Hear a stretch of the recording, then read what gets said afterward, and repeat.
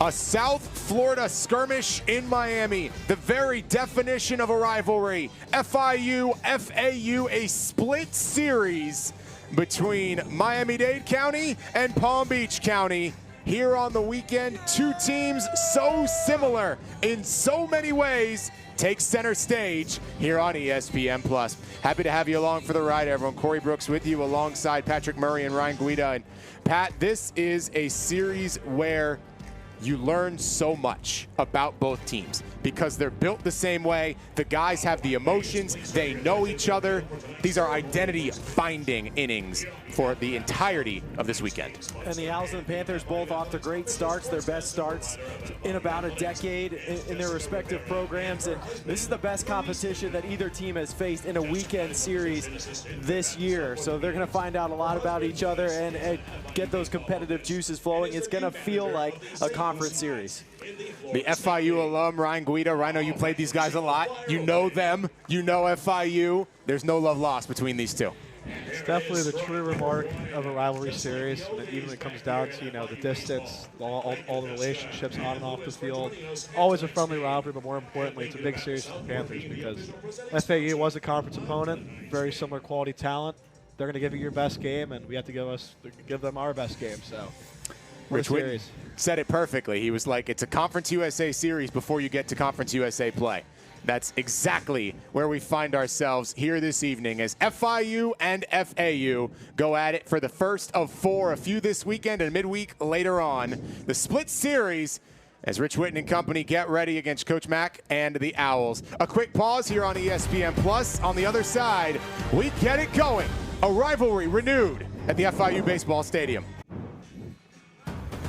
Easton Marks gets the opening nod for FIU. Rhino, when you look at the numbers, it's the strikeouts for Marks that really stand out. He's been ultra effective in the beginning of this year. I mean, he really is a true power pitcher. He's going to be anywhere from about 91 to 93. He'll get up to that 95 range, and that sweeper also plays well with the fastball. And he's a guy that FIU is going to rely on in these big conference series, even deep into the year. It has been the same weekend rotation, but applied over midweeks for FIU. Hence Logan Rundy getting the nod at Lone Depot Park against the Miami Hurricanes. Now another South Florida offense, Patrick, and one that's very much in a groove. FAU playing exceptionally well at the plate, especially in the two spot. Yeah, Jake Dorr hitting .491, transfer from TCU, has been absolutely on fire. Has done nothing but hit since he came to Boca, and this is a lineup that's been putting up some runs, scored 25 in one game against UConn, so it's going to be a challenge on both sides. Lipsy hitting leadoff today for Coach Mack. He's swinging at the first pitch, and Easton Marks working with leverage right out of the gate. Yeah, it's going to be key for Marks. Command was the question when he transferred to FIU. He's had much better command this year than he did last year at Nevada, and getting ahead will help him. Both teams coming off a midweek loss against some of the premier programs in the state. A 4-2 defeat at the hands of the Florida Gators for Florida Atlantic, and a 7-3 defeat at the hands of the Hurricanes at Lone Depot Park for FIU. Quickly 1-2. That game against UM came down in many ways to one pitch. Against Cuvée, his grand slam proved to be the entire difference in the game.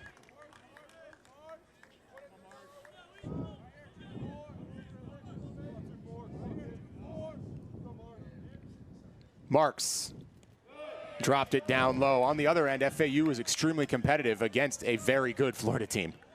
Yeah, 4-2 loss for the Owls up in Gainesville. And couldn't get the offense going in that game, but they pitched really well, especially out of the bullpen. And Florida Atlantic beat Miami earlier this year in a 2-1 ball game, so really competitive group, but that can play with some of the top squads in the state. Two's up, and it gets him on the inside. So Lipsy fights it, throws the bat for emphasis, and a leadoff base runner for FAU. And Lipsy is their speed guy. He's 5 for 5 on steals this year. One of the few guys in their lineup that can run, so got to keep an eye on him at first.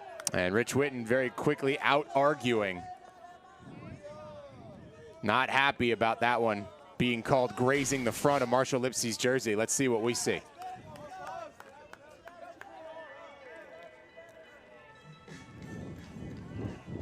Yeah, it could go either way. I mean, Tough to tell. It was inside enough that it could have hit him, but he reacted pretty quickly like it did. You look for the ball trajectory change, and I didn't see much there, to be completely honest with you. So this would be from behind Marshall. Almost with the ball just kind of stayed on plane, so yeah, I don't know if it got him, but I don't see anything there. He taps his knee and gets the benefit of the call. Dorr swinging at the first pitch. He's down 0-1. That's something we're going to see a lot today, Rhino. FAU loves to attack on the first pitch. And that's even for as long as I played them the last 2 years. I mean, Mac likes an offensive grip. They're usually very aggressive. They handle the bat well. They're gonna choke up and compete with 2 strikes. They're not gonna give in, and that's something where FIU needs to make very good pitches with 2 strikes to get them out. Jake in particular, it's so often this year, taking the first pitch, sends it out to center. He's got a base knock. But now he'll see it even up. Riding a 10-game on-base streak, multi-hit in 2 of his last 3. Has already been on the weekly honor roll in the American a couple of times. It's about as good a start as you can have. Good check. And everything stays where it is. And Dewar didn't play a whole lot when he was at TCU. 2 seasons, just 16 at-bats. He was on a team that went to the College World Series in 2023, but since he's come to Boca, I mean, he's just been raking. He led them in hitting in the fall and in spring before the season started. Now he's gotten even hotter. Check down at first, throw drawing west a little further up the line. You mentioned Lipsy loves to run. FAU and FIU both well aware of that fact. And John McCormick does a great job in recruiting with center fielders. He's kind of got a prototype that he likes. He likes to go to the junior college level, get a really athletic guy that can run, that can steal bases, that's going to be tough, play great defense, and get on base. And he's got a long line of them. Spencer Rich was a good one last year, played through a separated shoulder for a lot of the year, and now Marshall Lipsy stepping in and taking his place.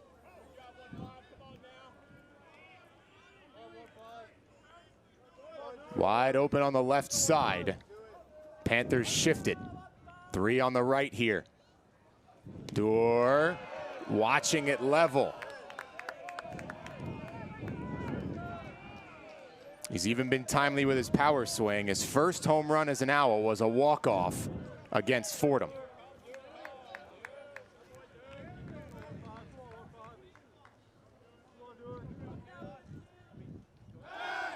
Continuing to work it. It was so funny for the game at Lone Depot where you'd see a guy go for that pickoff move twice in a row. And it's like, you don't see that in this ballpark anymore. You can't do that in the bigs now. You can, but you wouldn't and shouldn't. You get the 2, and that's it. You're done after that in the big leagues, but not in college.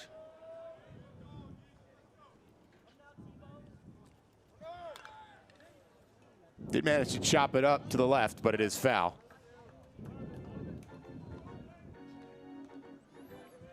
You mentioned John McCormick, the 16th year head man here for Florida Atlantic. Over 100 players in pro ball. Began in Boca back in 1991 as an assistant. So knows his way around the Florida Atlantic clubhouse. And he has basically helped build up this program from the ground up. He was there before they were even in Division I. It's done a great job of building up the Owls. Stung by Dorr into right. And in front of the track, making the play, Hector Candelas. That's your opening out. A good piece of contact by Jake Dorr. A heck of a battle there. I mean, Dorr saw a lot of pitches, but Marks was able to get the fly out. It's a long out, allowed out, but still an out. Especially against those lefties, too. I mean, Marks' cutter plays well, especially against lefties. It's going to end up going into him, especially with that ride fastball. And a good hitter like Dewar, you have to get on his hands. He did there and made a very good pitch. This is largely the standard FIU defensive setting, with the difference that Candelas and Deering have been a bit of a platoon in right. Now they're both in there today. That was the best attempt for Easton Marks on the young game. But other than that, it's pretty standard fare, certainly on the grass. Joining the dirt, though the catcher rotation continues with Nelly getting his opportunity behind the plate. Yeah, a lot of options back there behind the plate for FIU, and I think we're going to see that for a lot of the year. 3 or 4 guys back there. Few teams in the country that can run 3 legitimate options behind the plate that can all handle the staff. So, Coach, that's an awesome option to have. And then the young freshman as well, who's gotten his chances. So really 4 viable catchers for FIU. The team that plays at Lone Depot can't even claim that. That ball's in the dirt, and so that's as easy as it gets for Lipsy. He takes second. Well timed. Yeah, Lipsy was trying to find a way to get a good jump, and Marks was doing a good job of keeping him close, checking on him, and Lipsy finally got his delivery timed up and stole one, and it was a bad pitch to throw on for Rivera, too.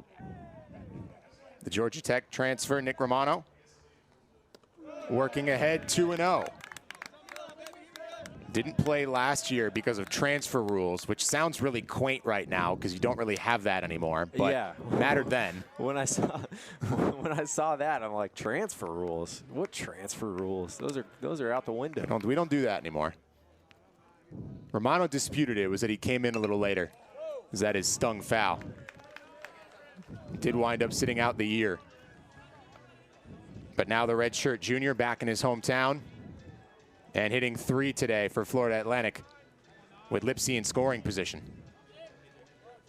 And that's a good example of the modern way of building a roster is you get one of those guys that goes to a Power 4 school and then wants to come back closer to home. You keep that relationship from recruiting in high school and hope you can get him to come back to your program close to home. That is the greatest asset for both these schools in baseball and football, the 2 sports that South Florida is best at. A talent-rich area, and you might not get the guy on the first go-around, but still got to build that relationship and, absolutely, and see if you get him out of the portal. Marks hunting the second out. Stung to left, but it holds up in plenty of time. Deering makes the grab. That is 2 outs, and so it'll be up to Aiden Garcia for Florida Atlantic.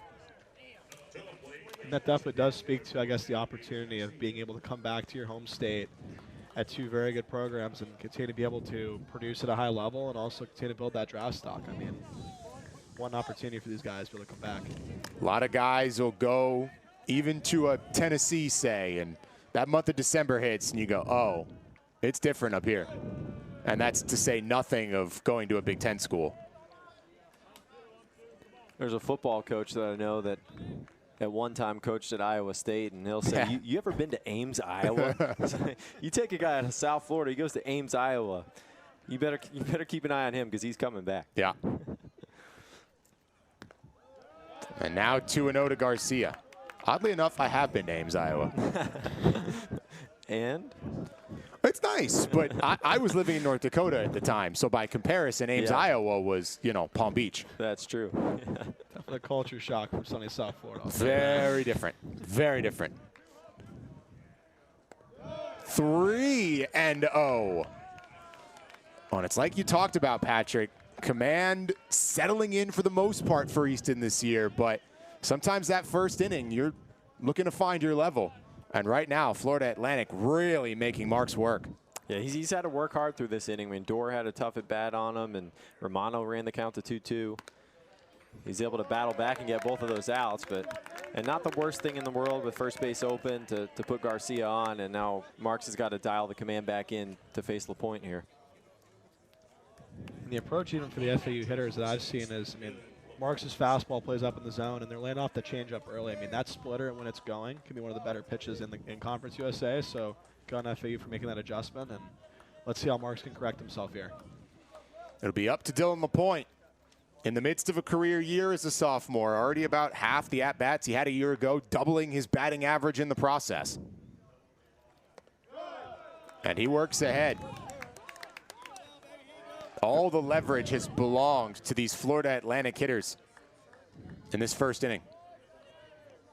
We were talking about FIU's options at catcher. And these last 2 hitters for Florida Atlantic, 2 good ones behind the plate also. On a hop, knocked down by Valentin, who handles the fielder's choice. One of the most sure gloves in Conference USA stems the tide, and it zeros despite the free passes. Here come the Panthers. Trey Beard has consistently been the opening night guy for Florida Atlantic. That does not change right now, especially when you look at those numbers, Patrick. There's no reason to change it. He's been outstanding. Oh, yeah, look at the strikeout numbers right there. 32 Ks in 15 innings pitched. And when you look at K percentage, He's second in the country in strikeout percentage, with Liam Doyle of Tennessee leading the country. He's struck out over half the batters that he's faced, so Beard has been nasty this year. The changeup's always been good for him. The fastball has ticked up a little bit in velocity this year as he's put on about 15 pounds of muscle in the offseason, and he's been throwing the slider a lot more than he did last year also. Anytime you get that uptick in velo and pair it with the nasty changeup, the changeup plays even higher right now. He's definitely going to pitch to more of the north and south quadrants. The fastball is going to have a lot of carry. It's going to play up in the zone, and that's where his changeup comes in a lot because it has about 15 miles an hour difference. So for the FIU hitters, the approach has to be to center to right center, essentially trying to eliminate that changeup. And if he hangs it, that's the one they have to be able to hit. The opening 9 for FIU, brought to us by Baptist Health, the official sports medicine provider of FIU Athletics. Largely as we've seen it, though the couple of changes, Deering shooting up in the lineup, hitting second here for Rich Whitten. Nelson Rivera Flores getting the starting catching nod. They've been somewhere in that group to try and flip it bottom to top. Ball 1 into B West.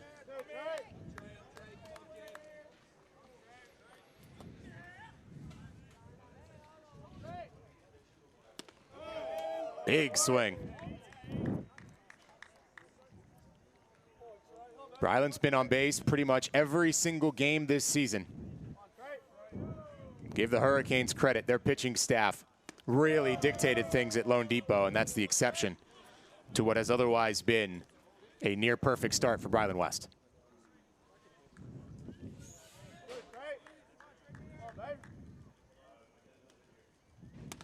Not here. Trey Beard picks up right where he left off. The K artist. Another brush stroke.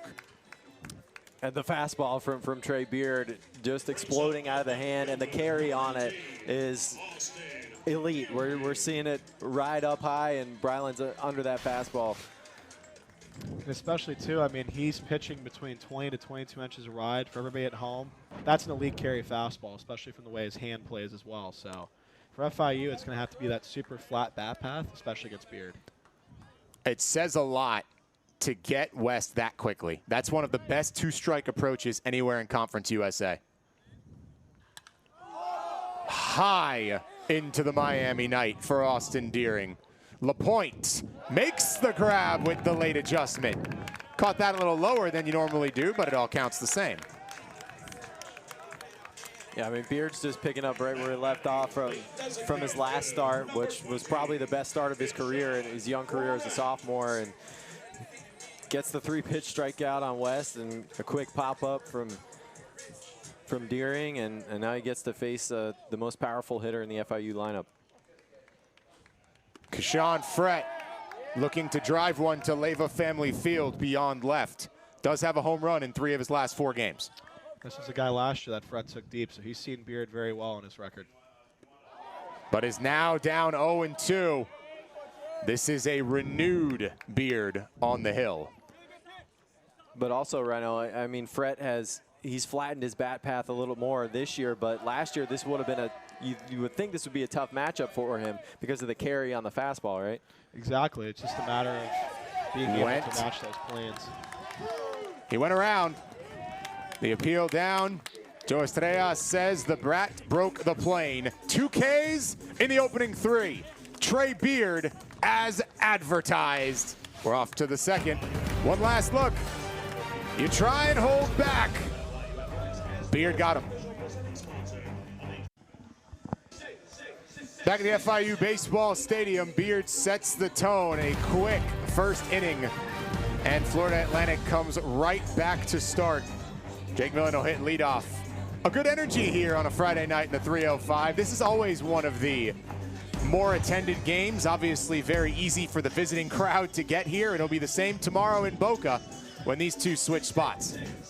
Yeah, I mean, not too far away. Maybe an hour if there's no traffic, but there's traffic tonight, so we may still have some fans still cycling into the ballpark. But it should be a fun one, and go to Boca tomorrow, come back to Miami, and competitive rivalry games. That's what you live for.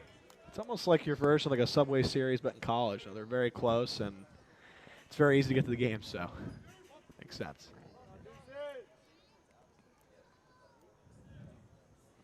Marks' first pitch, good for strike one.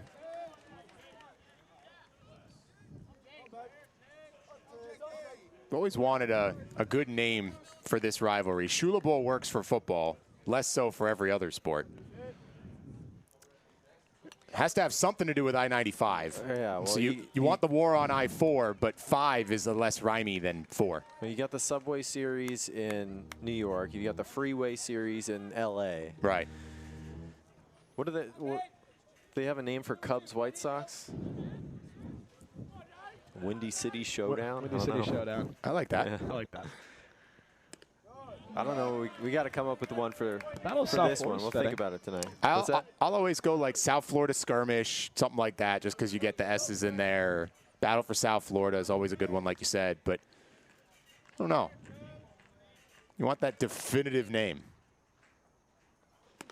Down hacking.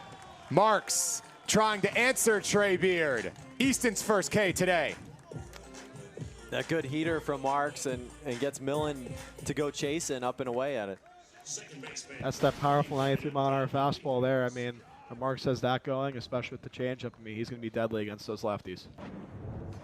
Sets up John Martinez.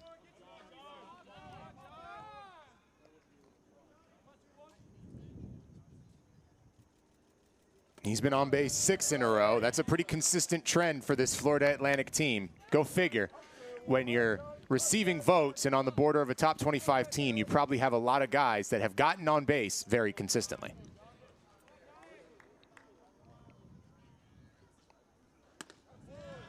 Evened at ones. Yeah, Florida Atlantic's done a good job of getting on base, and they've mostly been able to come up with the timely hits, but that was their problem the other night in Gainesville. They were 0 for 12 with runners in scoring position. They were getting on base. They just couldn't get that timely hit against the Gators. Martinez gets the nod today. It's an off-season battle between him and Pat Ward.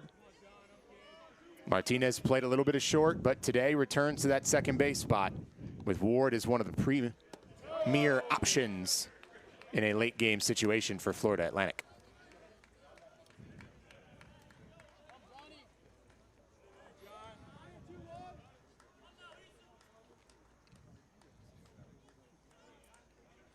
Ultimate hitters count. One step towards first and a full count. And just caught the knees, bottom of the zone. Good fastball there from Marks.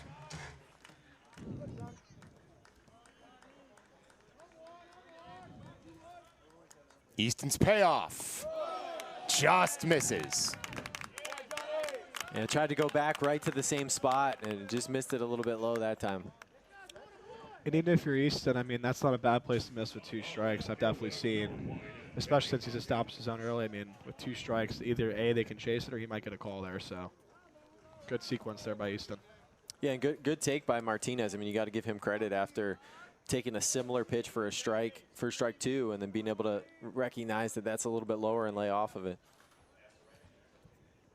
The left-handed hitter Baez brings the bunt back in time.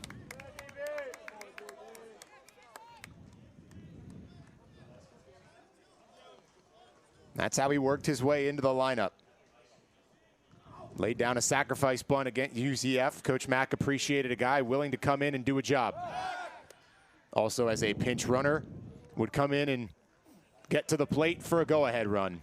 Little things add up to big things, and Danny Baez gets the start today for Florida Atlantic.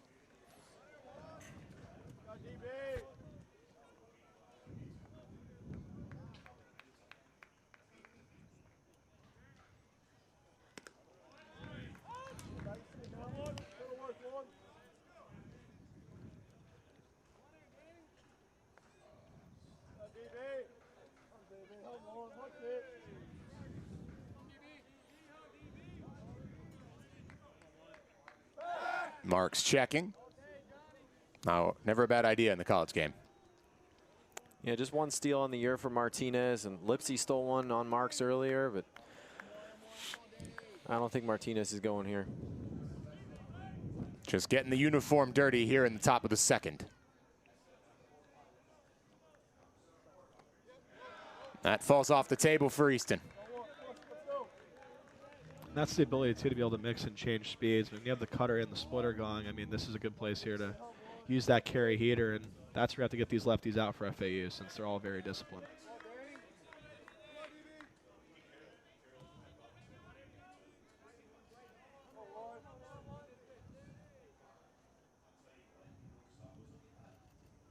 Marks gets the swing and the miss. 2 Ks in the frame for Easton Marks. Easton goes back to the changeup there. I mean, he got by as early in the count on that pitch, and that's a pitch he has a good feel for, and that's how he's going to be able to get these hitters, essentially keep them off balance, and great execution there by Easton. He gets some good drop on the changeup at the end there to drop it below the bat, and with pitching coach Karsten Whitson, you know, he's learning about Marks, what's going to be his out pitch, you know, what pitch is he comfortable with when he needs to throw a strike? What does he want to throw when he's looking to get a K? And combine that with looking at the hitter. How did he look at, you know, when he saw that pitch earlier in the bat? So they saw that he didn't see the changeup well. They go right back to it, and they get the K. Brando LaRue, this time last year, one of the best hitters in America. And he stings it into shallow center field, where Serrano awaits. Great bounce back inning from Easton Marks despite the walk. And we go to the bottom of the second, exactly where we began, level at zeros.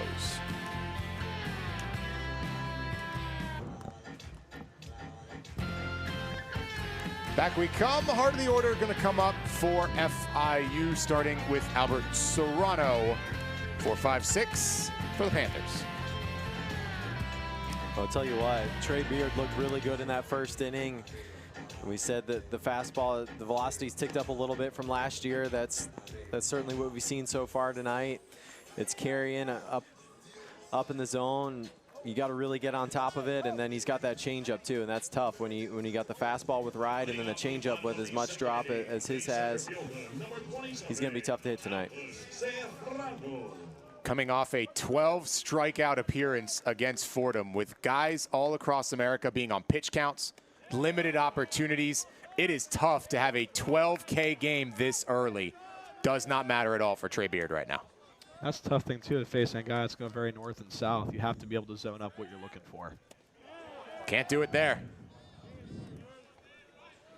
And that's even the thing with this, like with the scouting report on Beard, is you have to stay on the fastball and essentially lay off that changeup, but it can definitely be difficult.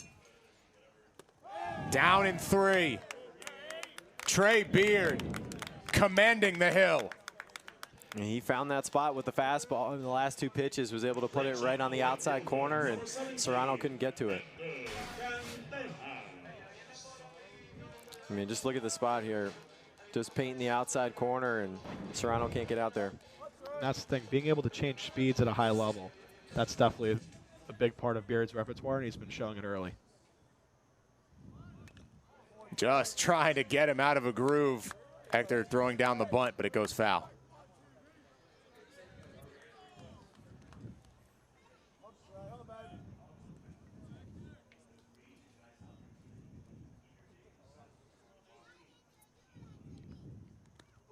Two pitchers who work at very different tempos. And it's always interesting because there's no right or wrong way. Everyone has their own speed. But Beard likes to make hitters uncomfortable by going about as quick as possible.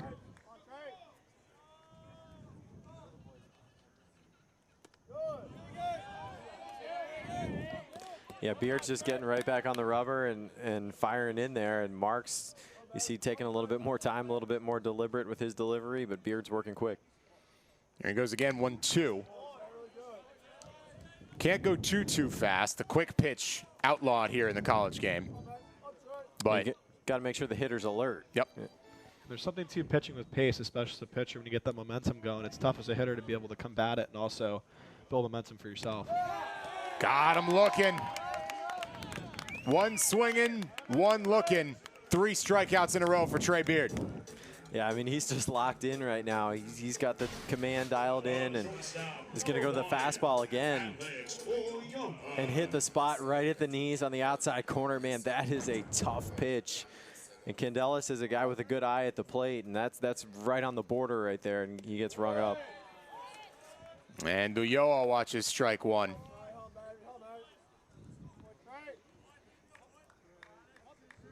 That strikeout was 92, so that right there is the epitome of the growth of Beard.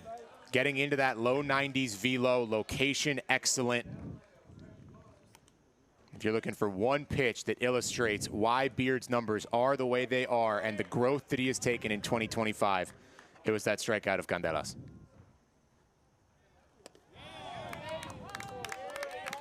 There's that changeup. I mean, that's that elite profile, being able to throw that fastball up in the zone and being able to change speeds. I mean, that is a tough pitch to be able to stay back on. FIU has to do everything they can to stay on it. 15-mile-an-hour difference. That's absurd. Yeah, he's throwing the changeup at 78, and then the fastball 92, maybe touching 93, and that's tough when it looks the same coming out of the hand.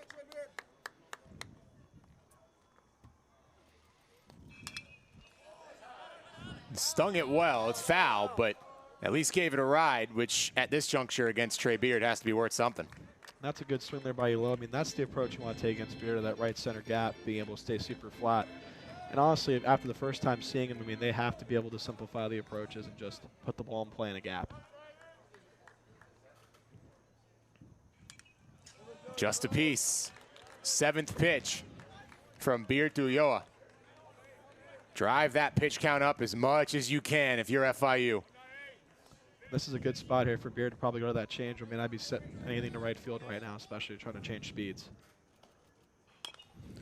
Does pull the string, slow roller, fielded well, ball squirts away at first. Would have been a real tough play no matter what, but the speed of Alex Ulloa is enough that FIU does get their first base runner of the day. You nailed it, Rhino. He went back to the changeup, and Ulloa did a good job to wait back on it and be able to put that ball in play. And college baseball, you get the ball in play, try to make something happen, and that was a real tough play for LaRue. Almost made it, but Millen couldn't scoop it at first. Anytime you can turn that lineup over and just get another guy up there just to get him out of his rhythm can be tremendously important, especially in a game here with 2 pitchers going well. It's going to be a close game. So. Base runners make all the difference. A casual check over there at first, probably more out of frustration for Beard than anything else. Yeah, and you see it right there. I mean, Beard was locked in. He was in a rhythm, feeling good, and now you got a guy on base. He's got to think about him, make a couple throws over. Maybe you get him out of his rhythm a little bit, and you can get something going offensively. And strike one into Javi Crespo. And Trey's a guy as well that he's very unique as a pitcher because he likes to use the off-speed a lot with runners in scoring position and also with runners on. So if you're FIU, it's figuring out what pitch you're really trying to hit here, like based on even the percentages of what he's using.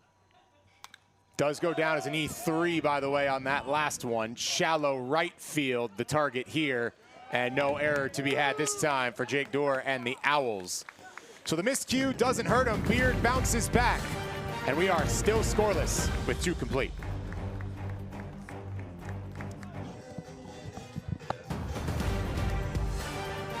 A early onset pitchers duel, 2 different routes to it, but the exact same result. 2 innings in the books, no score to be had here on ESPN+. Corey Brooks, Patrick Murray, Ryan Guida with you here.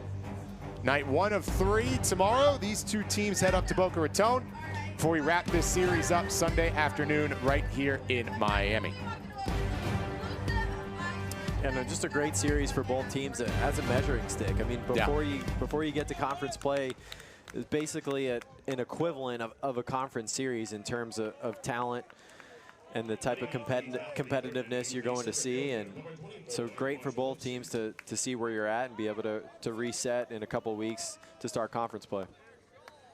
Lineup flips for Florida Atlantic here to begin the 3rd. We see Lipsy a 2nd time. He was hit by a pitch barely in the 1st inning. This guy has elite speed, so he's a guy that you want to get out and not allow him to create any havoc on the bases. The hit by pitch does mean he's been on base the last 4.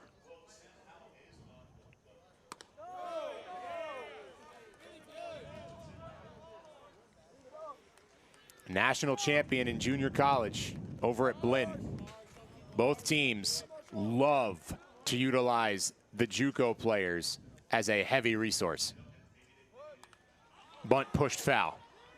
And that even speaks to, Corey, the amount of talent in Florida to be able to go to the junior college ranks and get guys that are A, prepared to play at this level, and B, make an impact immediately. And that's something that at the mid-major level, you have to find guys that are ready to go as soon as they hit campus. So many great junior college programs right around here, and once you get that relationship and reputation for developing JUCO guys, you can even go to a Texas and continue to bring in that same level of talent from the NJCAA. Panthers put the shift on with 2 strikes, going the other way, but unfortunately for Lipsy, it finds the only guy over there. A bad beat, the Panthers certainly take it, that's the first out. Yeah, the scouting report was mostly right that time. They had Uloa right in the right spot to get it on that side of the bag and get the first out, and that's key for Marks to keep Lipsy a good base stealer off the bags. Dorr, who hit it hard to right his first time up.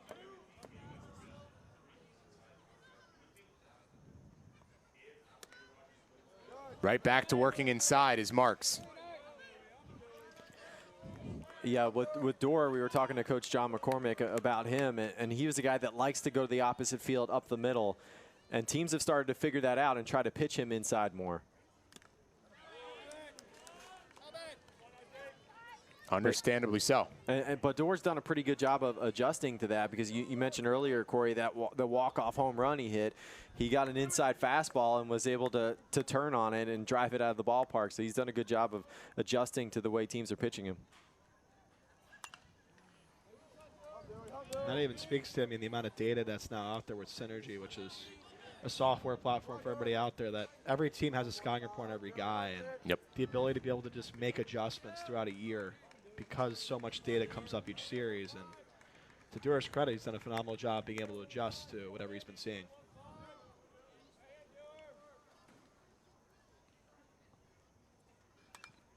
He tried to poke that out into left. Yeah, there's no question. The eye in the sky sees everything now.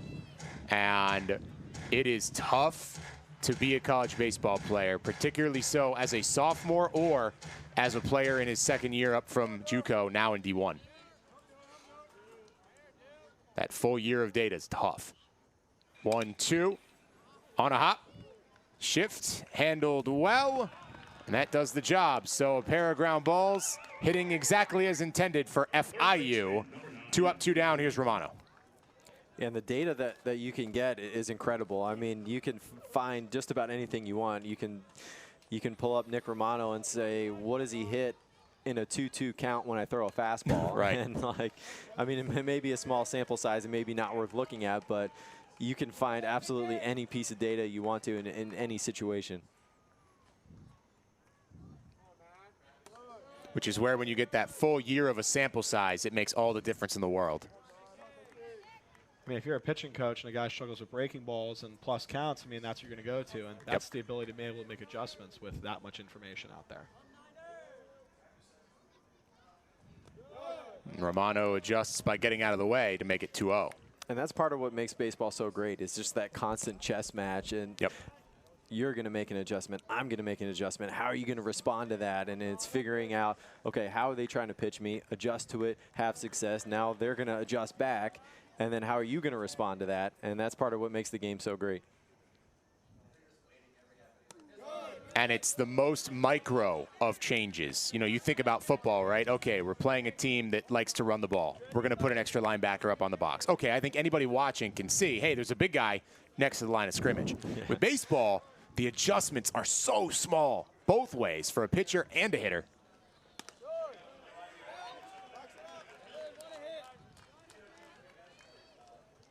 But make no mistake, the chess match continues.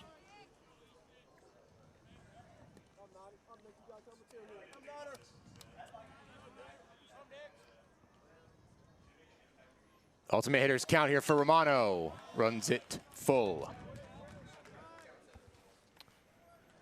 If you're Marks here, I mean, you have that really good fastball, you have the changeup. I could see him going splitter here just because you got that late result on the fastball up and out. But still, I mean, Romano also put some good bats together, so it's going to come down to what Easton's most comfortable throwing here in the sequence.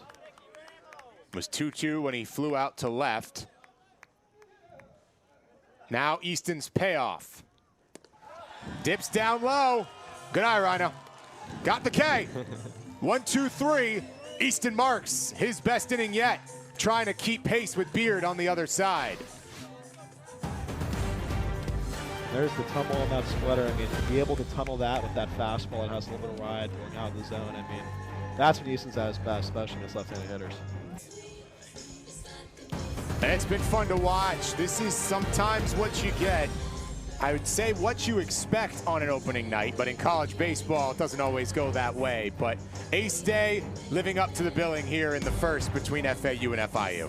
Oh, yeah, this has been a fantastic pitcher's duel. I mean, watching Beard and Marks go back and forth, and Marks just getting that strikeout on a nice splitter, and Beard's been dialed in with the fastball command tonight. Already has 4 strikeouts through 2 innings and looking good so far. And this is obviously what you have to expect from a rivalry series. I mean, both programs want to win this first game to get momentum, and good on Beard and Marks to go out there and attack the zone and give their teams a chance to win.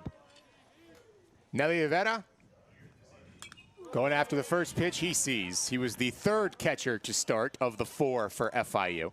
Rooney got the opener, then Lastras, then this guy right here, who at one time was on the Buster Posey Award watch list, so a tremendous pedigree for Nelly Rivera Flores. High into foul territory. Millen has eyes for it. Does he have enough room for it? He sure does. A nice job by Millen to go over there to just get the hand out, feel where you are. And you can hear the teammates in the dugout yelling, you got room, and he makes a nice grab. And Millen, a guy that didn't play a whole lot of first base last year, mostly played outfield, but has taken that job this year and played really well defensively. This is definitely a place as well that can be tough to see as far as the outfield and the infield. So good on Millen for getting to the spot quick and making the catch. Kade Valentin, speaking of playing good defensively, watches strike 1. Yeah, how many times, Rondo, have we seen somebody, either the home team or the away team, look up in the lights and then all of a sudden that ball disappears? Just way too many. I mean, it is tough. So I give those outfielders a ton of credit when they track those fly balls down the gaps.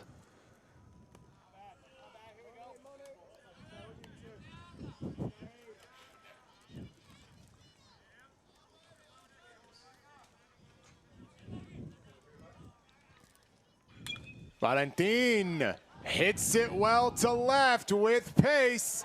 Kade Valentin gets it over the wall. Touch 'em all. The Panthers finally answer Beard with a home run.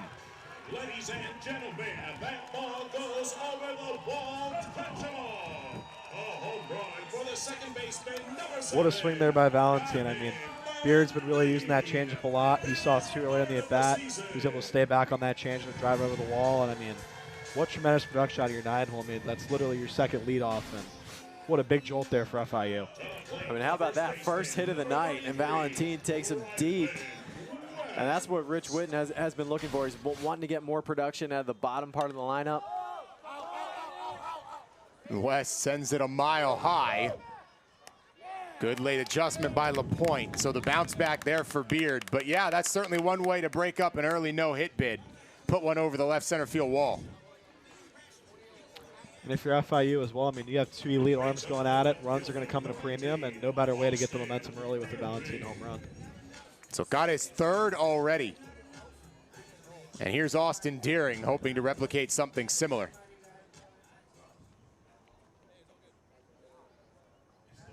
Watching ball 1. There's been a couple of guys who were brought to Miami primarily for their defense and have surprised with the bat. One is playing center field for FIU today in Serrano, and the other, Valentin, here in the infield. And it speaks to as well, I mean, even for Valentin, I mean, he was at a very good program at College of Central Florida, and he hit 400 there. So it wasn't a matter of the bat not being able to translate. It's being curious how it translates to D1 pitching, and he's done a phenomenal job adjusting and dominating his counts. That will be his most impressive D1 home run to date, going against Beard, who was rolling. And that changeup is tough to hit, especially when he's able to spam it at any time. Quickly 2-2, and there's so much less velo to redirect, right? At least power on power, you can try and turn it the other way. That changeup, it's got to feel like you're hitting the rock. I mean, you have to be slotted to be able to keep that changeup fair, because it's so easy to spin off of it and be over rotational. So good for Valentin. For 3-hole, and there's a more traditional base knock. Austin Deering has the first single of the day for FIU. Great adjustment there by Deering. He's able to stay on that cutter there and drive it to right. And this is what you want to see from FIU, that second time around. Even Pat, even with Fred coming up here, I know you have some notes on him. Yeah, absolutely. When you start to see him, you get a feel for it, and you make your adjustments. And now FIU's been able to put a couple back-to-back hits together. Kashawn Frett watches one up top.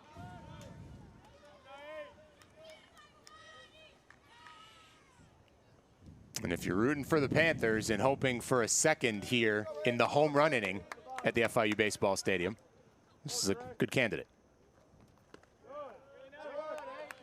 What's the prize for the home run? I believe it's free food.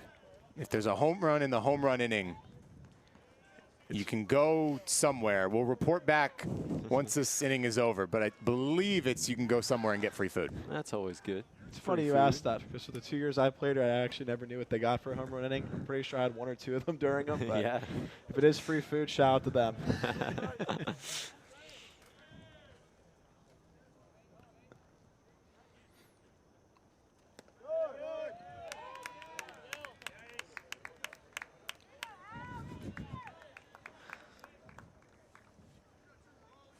I mean, even if you're Keyshawn here with how they pitch Valentin, I mean, you have to expect a change up here and try to stay back on it and trust the hands. Can't keep up. Dropped under the barrel. Good enough for the K. Beard has the answers, but not before Gade Valentin takes one over the wall and has the first run of the day. 3 homers already for Gade Valentin. Brought for the glove. That's the difference maker in the game right there. He's been on a real power surge this week. He had the big swing at Lone Depot as well. What turned out to be a ground rule double. If it didn't get stuck in the pad at Lone Depot, it would have easily been a triple because he was already at third. So a couple extra base hits in the last couple of games for Gade Valentin, putting together a real nice week. And I mean, that's the production. I mean, even with the double against Miami and now the home run, I mean, he showed up in some of the biggest games of the year. And if Coach Witten, I mean, that's very motivating out of a junior college transfer. You get an elite defender with good pop like that, and boy, that's everything you hope for and more. Ball 1 in here to Garcia.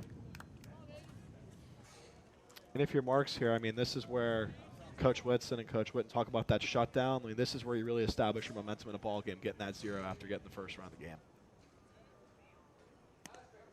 Complementary baseball, the aim of FIU. Yeah, that's key. I mean, especially once your offense, you start seeing a pitcher a little bit better, you start getting going. You want to get them right back to the plate as quickly as possible.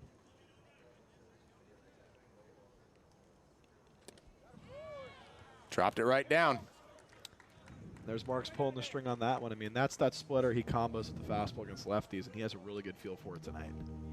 Yeah, that splitter's been really good to lefties, and now with 2 strikes, do you go back to the fastball up top here, try to get him chase up top? Definitely, just to change the eye level. 7 of the last 8 hitters have gone 2 strikes here against Easton Marks.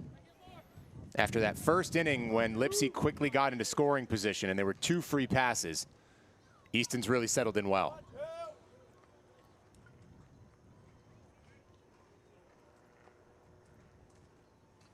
Marks hit 2s, got him looking. Back-to-back Ks for Easton Marks. He backdoors them there on the sweeper, and I mean, when you have the fastball and the changeup going and you can drop a backdoor sweeper, I mean, that's a recipe for a ton of success there. And good on Marks to be able to bring it back, but not even hang the pitch, really bury it in a good location. So big first out there for FIU. Yeah, good spot there. I mean, to Garcia, it looks like it's going to be a ball off the plate away, and then it just breaks right over the outside corner, and you get the punch out. Sets up LaPointe. And he watches ball 1. We've seen this before. Rhino, you were on the call when Billy Gill said, I don't think Easton Marks is going to get 9 strikeouts today. There's no way. It's been a lot of pitches early. And then sure enough, Marks battles back, nets that career high number. Slow start into a strong finish. Exactly where Marks is right now. It's almost like you heard him. He was like, well, anything you can do, I can do better. And he went out there and struck out the side both times. So. Accepted the challenge from one Billy Gill. He's also very fun to have on the broadcast. No doubt. We had a great time at Lone Depot, and he'll be back here with us to close out this series on Sunday.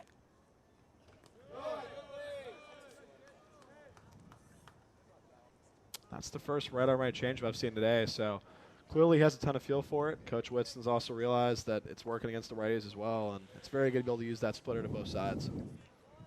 Yeah, if you got a good feel for it, you come into the game and figure out what's working well for you tonight. Gets that one right up a shoot. Ulloa makes the grab for out number 2.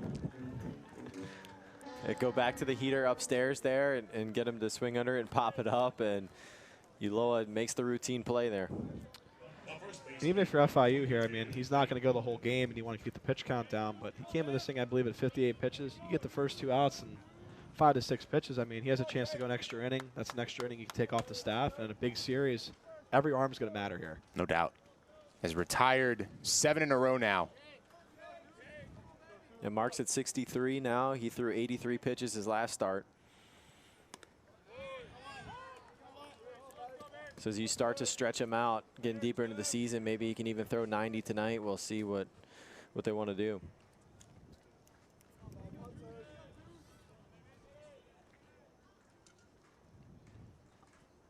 And as you get closer to conference play, FIU's rotation will look a little more standard.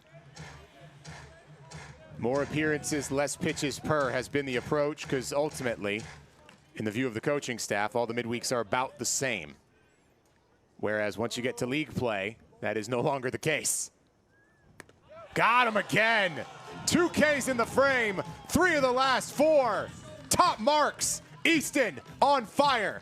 Panthers up 1. And there's that backdoor sweeper. I mean, he's had great feel for it. He's got 2 lefties on it in that inning. And you got 3 pitches going for strikes. It's going to be a long day for an offense. So good on Marks there for executing another big-time pitch there to get at FIU. As we roll, the score remains the same. 1-0, Valentin's home run. The entire difference in the ball game. Panthers familiar with the script. It was 1 home run that changed everything at Lone Depot. A Cuvée grand slam. Right now, the Panthers hope to return the favors against the Owls. And this has been a fantastic pitcher's duel. I mean, the way both these guys have been pitching, Beard for Florida Atlantic and Marks for FIU, you feel like 1 run could be enough. I mean, you always want to get more just in case, but you feel like this could be one of those 2-1, 1-0 type of ball games.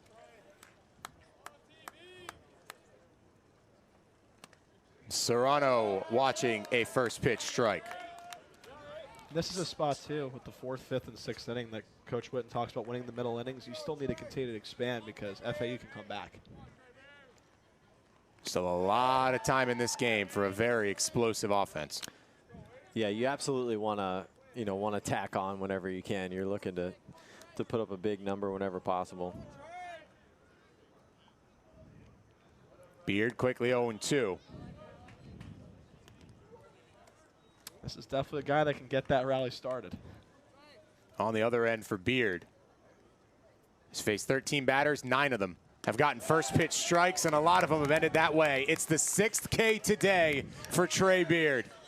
Yeah, Beard just kept feeding him heaters and was able to spot that last one on the outside corner, and those are riding. There's a ton of carry on the fastball tonight for Beard, and it's been tough for FIU to get on top. This is the part of the order where Beard has done nothing but pick up strikeouts. 0-1 again. 2 Ks for Fret, 2 Ks for Serrano, and it was a strikeout for Candelas his first time up. And that's tough when he'll throw that changeup first pitch like that.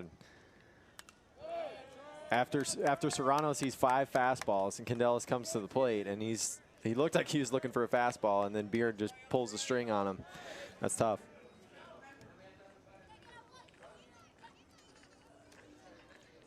0-2, just enough to stay alive. Fouling it off from a knee, a testament to where Beard's location is today. And even if you're Candelas and you're watching at home, I mean, that's the approach you want him to have. He's in fastball timing, and he's able to stay on the changeup. And for him, especially knowing that he can ride that fastball of his barrel, I mean, that's what he needs to do, is be able to stay on that fastball and react to the changeup.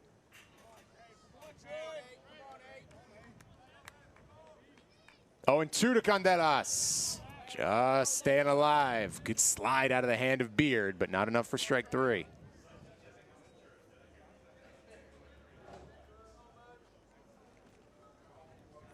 Beard coming right back to it, hoping to flare it to center, reaching out and making the grab. Did he trap it there? I'd want to take another look at that one.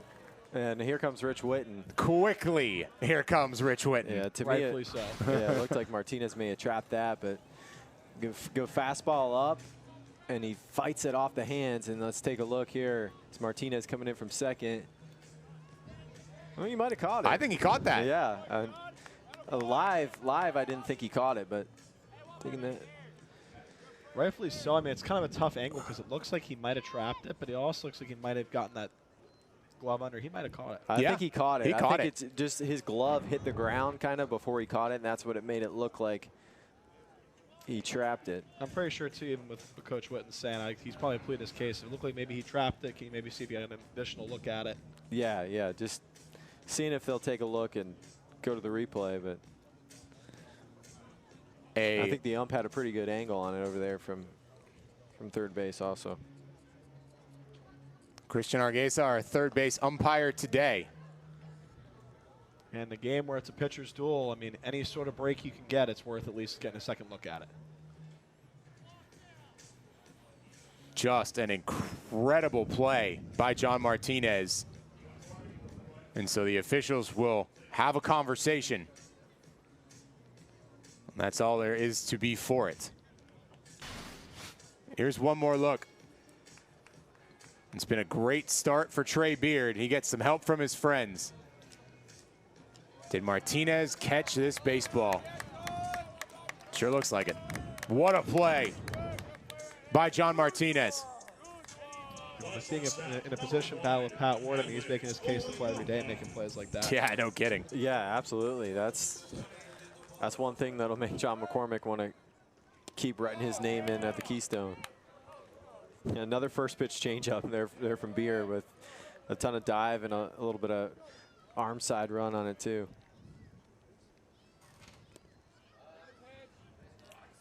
When Beard's changeup's going well, he gets about 10 to 13 inches of horizontal break as he did on that last changeup, and that's tough. I mean, you have to almost zone up the fastball and give him that changeup till 2 strikes. Starting one way, breaks a foot down, and you have to be able to anticipate. Easier said than done. Yeah, a foot down and a foot away from you too. That's tough. Again, down hacking. Trey Beard answers the home run with another 2 strikeout inning. He's got lucky number 7. He bounces back. Ulloa doing all he can, but Beard is spinning it tonight in Miami. Top 5. And sure enough, Easton Marks will remain in the game. So that's how you know we're getting a little closer to conference season. Marks going a little further than the opening night guys typically have to this point for FIU. Yeah, Mark's up to 66 pitches. He went 83 his last start, but man, he's looked good. I mean, 5 Ks in 4 innings, only 2 walks, and he's been able to work around those base runners. And the splitter's been pretty nasty to lefties. He's even started throwing it to righties too. I think the conversation we can safely have here is how much longer will Marks go? Right. He's cruising, he's doing well, but you also don't want to overthrow him either. His first pitch fouled off laid the cause for John Martinez, who just made that play. Panthers have been a little more cautious with the opening night guys because generally they were going to throw in the midweek game on the back end of it. Now with the Panthers playing on Tuesday, that's probably not in the cards no matter what, which will certainly aid Easton's cause to go a little further. And it helps that you have a 3-game series this weekend where FIU has played a couple of 4-game series early in the year that has taken a little bit more of a toll on the pitching. So you still have Jarek Woodward, who you could throw in the midweek. That's hit well to right, but it's an atom ball. Candelas makes the grab for the first. And that's a testament, too, of, I mean, FIU plays a pretty good midweek schedule. Nobody's coming in and just going to give you a win, so you have to have good pitching to go. So it makes sense why Ron even went that Sunday game against Miami. So here's Danny Baez, a strikeout victim his first time up. Yeah, I mean, I like the approach that Rich Witten and Karsten Whitson have taken of going with more of a rotation and less of just sitting, hey, Friday, Saturday, Sunday, and you're our midweek guy. Like, just get a couple more outings out of your guys and get a longer look at them, and then have some of your better arms get to throw against teams like Miami in the midweek.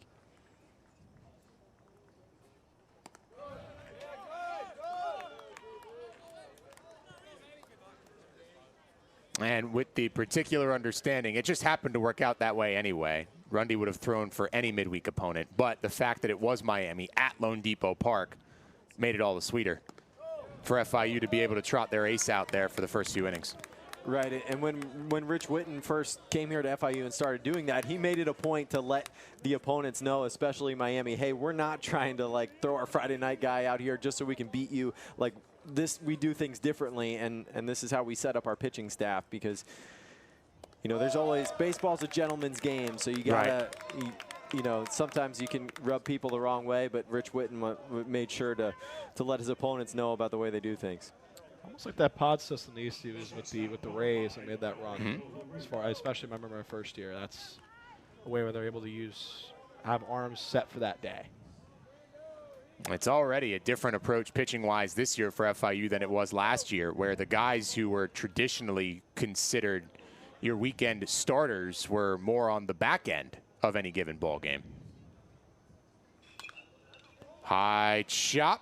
That's Crespo's. That's 1 and 2 not to be had. Still 5-4 for the first. Well, heads-up play by Crespo to be able to get the lead runner there and recognize that even with the high chopper that he still had enough time to throw out Baez. They don't get the double play, but they're able to get the lead runner. And for Florida Atlantic, they're fortunate to turn it over to the top of the order and get Lipsy back to the plate. 0 for 1 today, plunked in the first.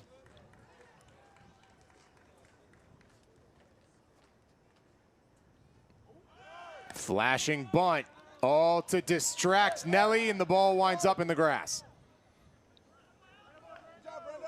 So LaRue in scoring position for Lipsy. That's good anticipation there by Serrano to back that up, because Baez could definitely have found a way to get to third.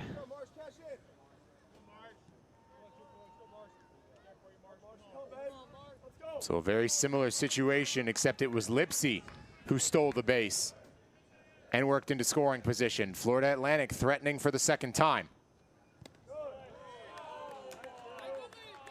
And this is the spot for the Owls, right? The other night, Wednesday night in Gainesville, they go 0 for 12 with runners in scoring position against Florida and lose the game 4-2.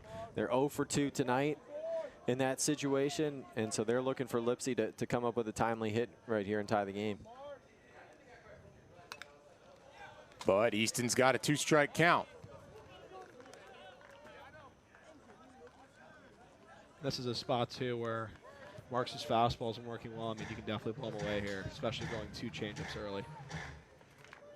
Still early in the year, but Marks has been shut down in these spots. Hitters hitting 0.59, 0.59 with runners on against Easton Marks.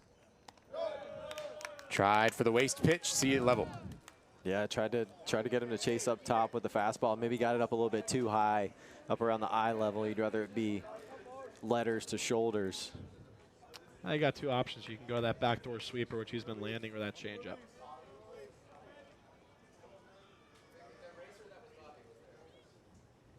Marks checks on LaRue, comes home. Full count. This is, I guess, the chess match we were talking about earlier, Corey. I mean, you have Dewar on deck, and you don't want to give in to Lipsy, because Dewar can come up with runners in first and second, hit a 3-run homer. So, gotta be smart here if you're Marks. Nearing the end of the day, you want to get out of this game with a lead.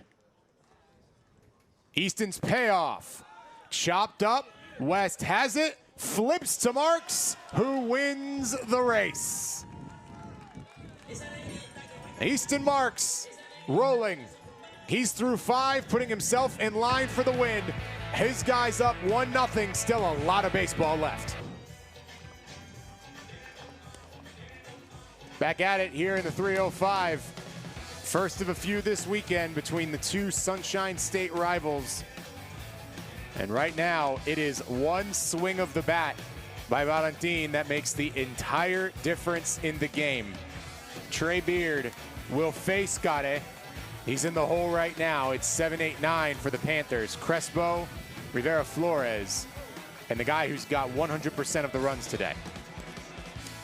Yeah, just 2 hits on the day for FIU, and Valentin with the key one, the home run, and it wasn't a bad pitch from Beard either. Changeup, lower part of the zone, and Valentin was able to lift it out of the ballpark, but Beard still with 7 Ks tonight through 4 innings. He's been tough to hit. And that trend certainly continues. And I got to expect, too, with Beard laying on that changeup, he's going to have to go to the fastball a bit more in that curveball because FIU's got to start knowing that change is going to come in those tough counts. Another first pitch strike for Beard. Everybody in the 4th got one, and the grand majority of the hitters today. It's not even a bad one on 0-2.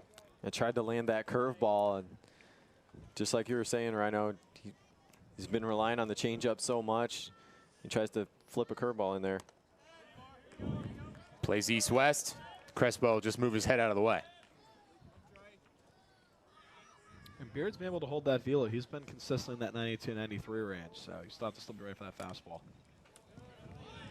That's always the big question, right? The guy adds velo in the offseason. Okay, that's great for the first few innings. Are you able to keep it going later on in the game? So far, so good for Trey. Right. I mean, there's a tremendous amount of value to be able to hold that velo late in your starts. Almost a lost art in this new age of baseball where guys are expected to go out there and throw as hard as they can for as many pitches possible. And then, all right, let's go to the bullpen and get the guy that throws 98. So good on Beard for being able to be a complete pitcher. Hey, you could probably drop that almost a lost art. It is. Looking for 5-6. Brendo, a little stretch from Millen to make the difference. Beard keeps rolling. Yeah, he's just been filling up the zone, throwing a ton of strikes. I mean, coming in the inning, 54 pitches for 42 strikes, and he's been making FIU swing the bat. Even the way FAU's pitched over the years, they like to attack guys with the fastball in and get that changeup away. And you can even see with Beard how he's been able to mix speeds well and go in late. And a lot of guys in college like to keep the ball outside. So for him to go inside late, I mean, that's a tough sequence for a hitter. Took a little off on the first one. Rivera Flores, Nelly drives it to right. It's the rare ball to leave the infield, but it's straight to door. And here is Gade Valentin, his home run, the only note to speak of. The second baseman, number 7, Gade Valentin. Yeah, that was key for FIU. I mean, Valentin, you get the 9-hole hitter at the plate, and Beard at the time was just cruising. That was the first hit he had given up.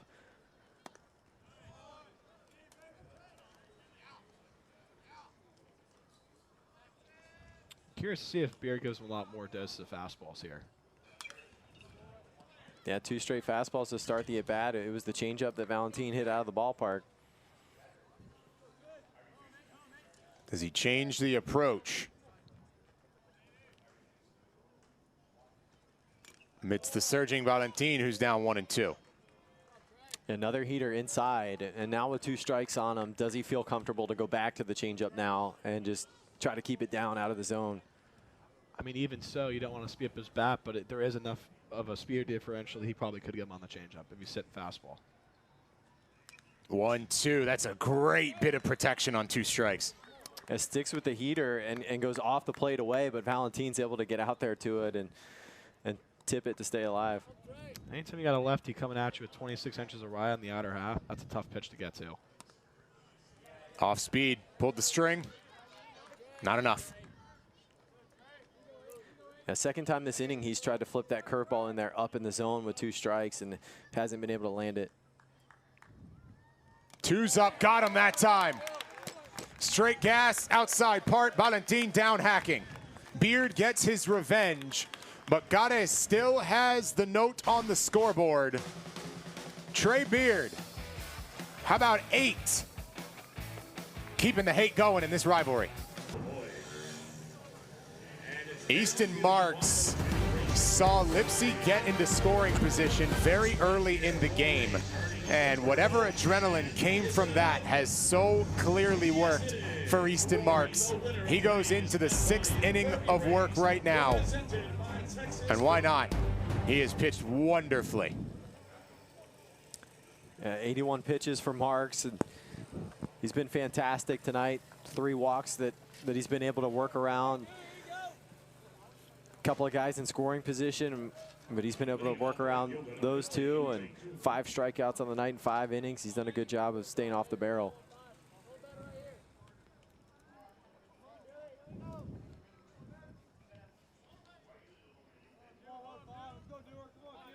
He will face Florida Atlantic's top hitter right out of the gate.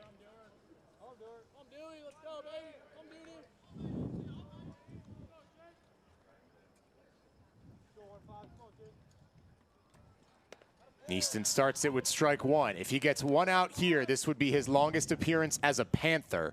His career high is 6. He did that with the Nevada Wolfpack before coming here to Miami.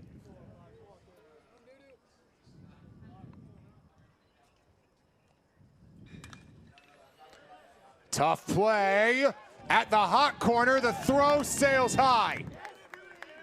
Jake Doerr put it right down the line, and he goes into scoring position. Well, that was a tough play for Crespo. We're going to have to see what they score that. I thought he might have had a chance to throw him out, but well high. Does go down as an E5. It's tough as well, too, as you see in the replay. I mean, he hits it against the shift. Kind of an unordinary play there in the backhand in the shift, but needless to say, I mean, good start for FAU there to get the guy to second. It took kind of an odd hop at the end there, too. I mean, great job by Crespo just to be able to glove it, and then he kind of had to rush the throw and sailed it. But now this is a big opportunity, big moment in the ball game right here for either side. And Florida Atlantic with a great chance to tie it. And you want to see how Marks responds here to try and shut down a potential rally. When you think of the moxie of a Friday guy, these are the spots you have to be able to get out of. No doubt.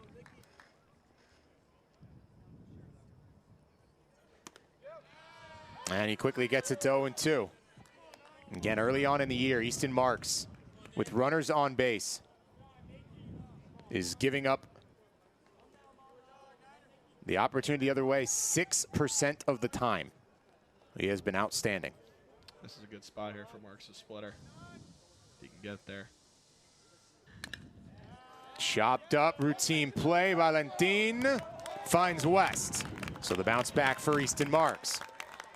Yeah, went with the splitter and got the ground ball. So, I mean, a good bounce back for Marks, but also for Florida Atlantic. I mean, that's pretty good situational baseball as well. I mean, John McCormick has been talking about that with his new guys. He wants them to recognize that situation. Hey, runner on second, nobody out. Let's get it on the right side and get him moved over and see if we can't get him in with a fly ball. Something to situational hitting that's also a lost art in this new age of baseball. Big time. The true 3 outcomes is the goal at the major league level. Get a home run, get a walk, or you're probably going to strike out. It's amazing when the 220 to 240 is the new 270, 280. Mm-hmm. I think it's safe to say we'll see a switch here soon. It's a different sport. It does tend to come in cycles, you're right. Because they look at like expected slug and on-base plus slugging, and still, I mean, you're bat to ball teams like Cleveland, the Mets. Like, you're going to see teams now probably go back to that older model, because even that Royals run with Alcides Escobar, just being able to win baseball games. There is value in base hits. Of course, the home run is the most valuable, but that does not eradicate the power of a good single and continuing to put the ball in play. Or even you see it in the pitcher versus the batter. I mean, everything was high launch angle, and so then you're going to pitchers with the carry on the fastball and with the sliders and the sweepers to combat the launch angle swings.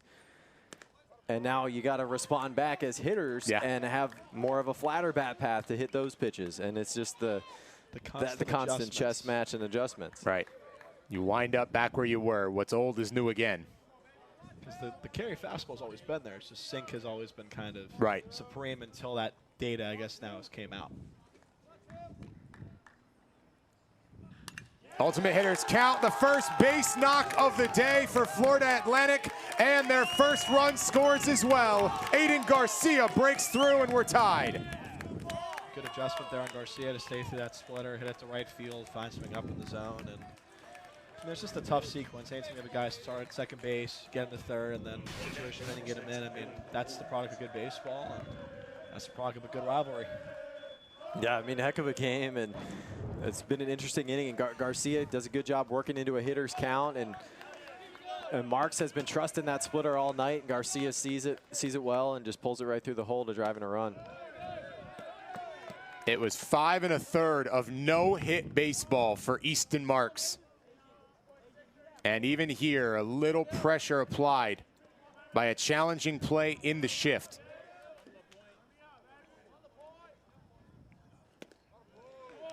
And this is always one of those things where when a pitcher has a no-hitter broken, how do they respond? Because sometimes it can slide the other direction very quickly.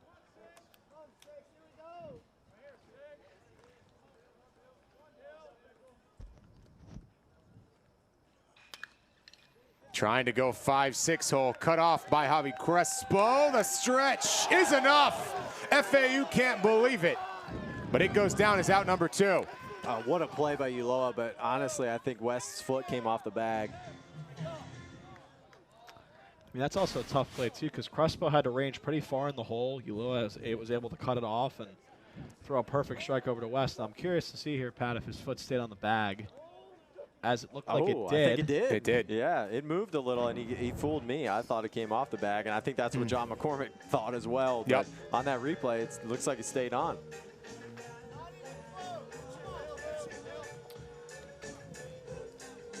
I mean, but what a throw from Ulloa to have to go deep into the hole like that.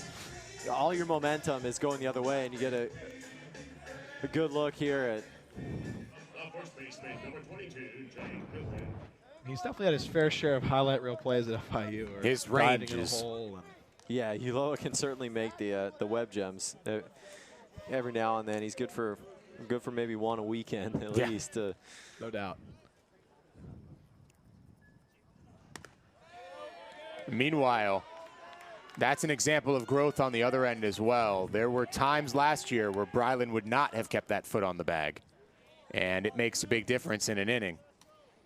But did a really nice job in fall ball, working at first base, and there displays his fundamentals and keeps it tight.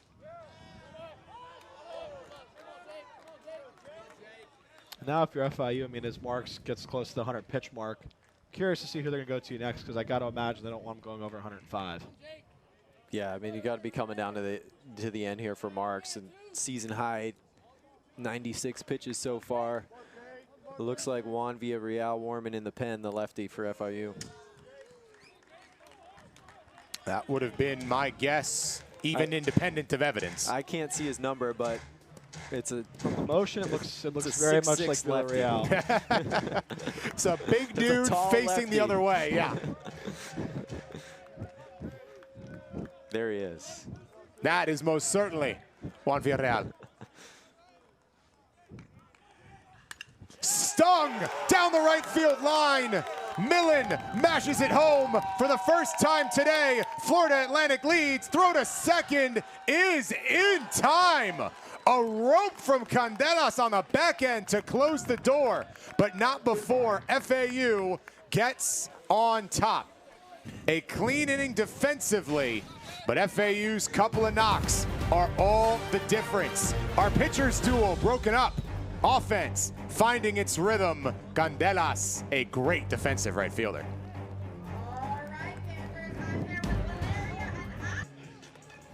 A great start for FAU's offense. A couple of base knocks, and here's the one that's the difference right now in the ballgame. Yeah, Jake Millen doing a good job of staying on that splitter.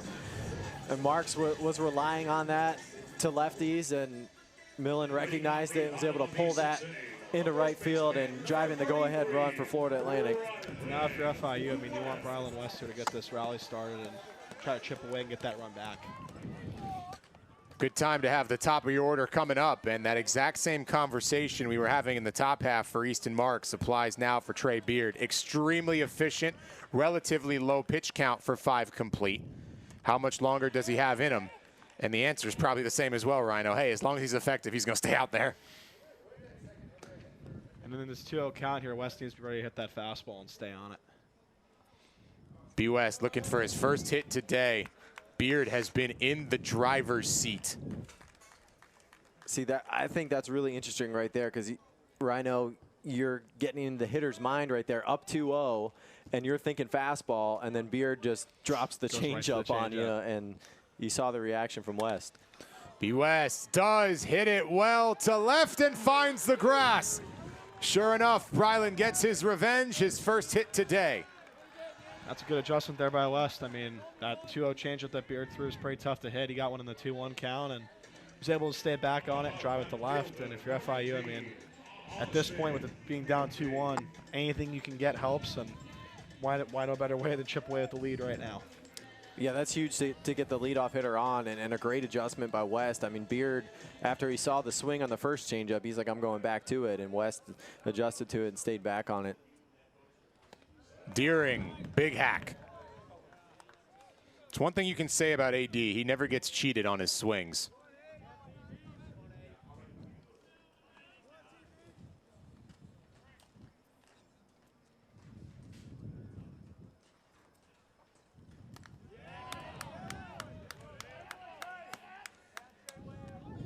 And those carry heaters can be especially tough on lefties when it's up and in. So if you're AD, you got to think about getting to the top of that and trying to drive it up the middle, because if you try to pull it, you won't get to it.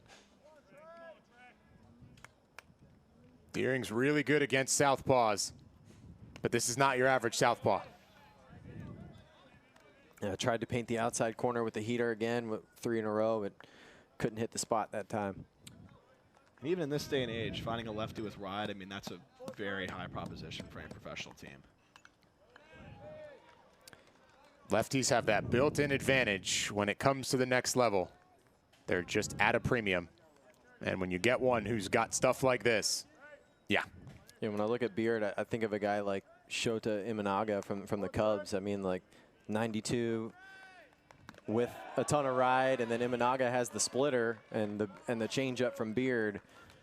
Somewhat similar guys. Did you go with a Cub just because Rhino's sitting next to you? And ironically enough, Patrick, I mean, that's a perfect profile. That is the same spin profile as Beard with Imanaga. He has that carry fastball and combos that splitter and has that curveball as well. So he's definitely a guy that a lot of teams have circled, and it's obvious enough. I mean, when you're spinning the fastball 23 or 25 inches of vert with that changeup, it's tough for any level hitter to hit. Yeah, and the makeup is there too with Beard. I mean, John McCormick talks about his work ethic and works the walk here though, does Austin Deering. That is the first base on balls of the day issued by Trey Beard, and that'll bring a meeting of the minds by the hill.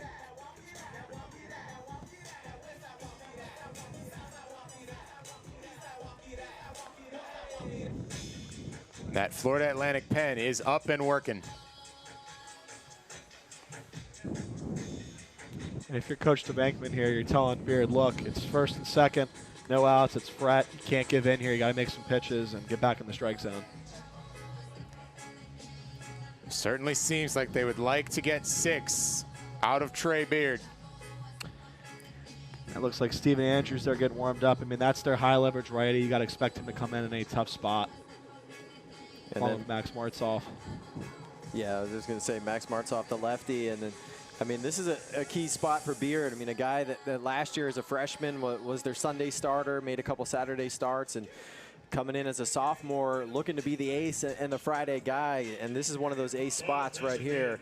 When you've got a 2-1 lead and nobody out, 2 on, runner in scoring position, this is one of those spots where your ace has got to work you out of a jam. It's no easy task getting Keyshawn Fred out. So no. If you're Beard, you got to make some seriously good pitches. First time all day that Beard has conceded 2 base runners in a row.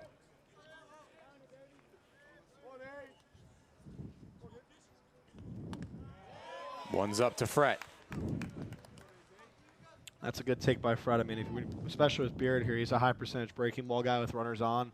You're looking for something up and out over the plate, so good take there by Fred to stick to his approach.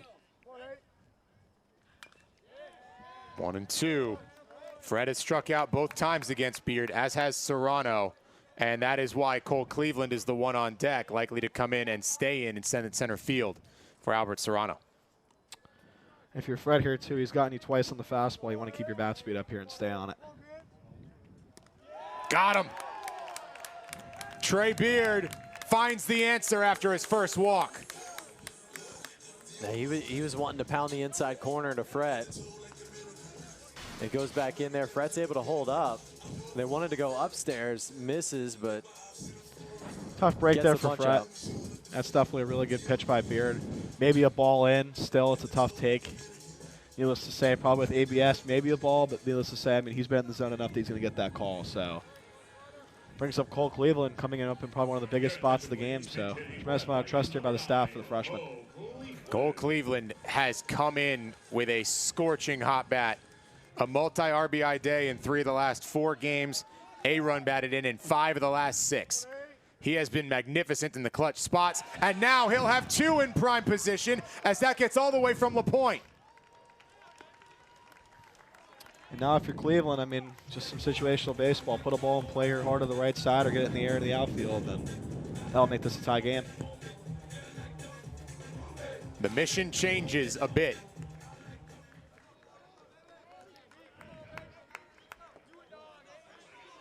Pivotal moments all across campus here at FIU.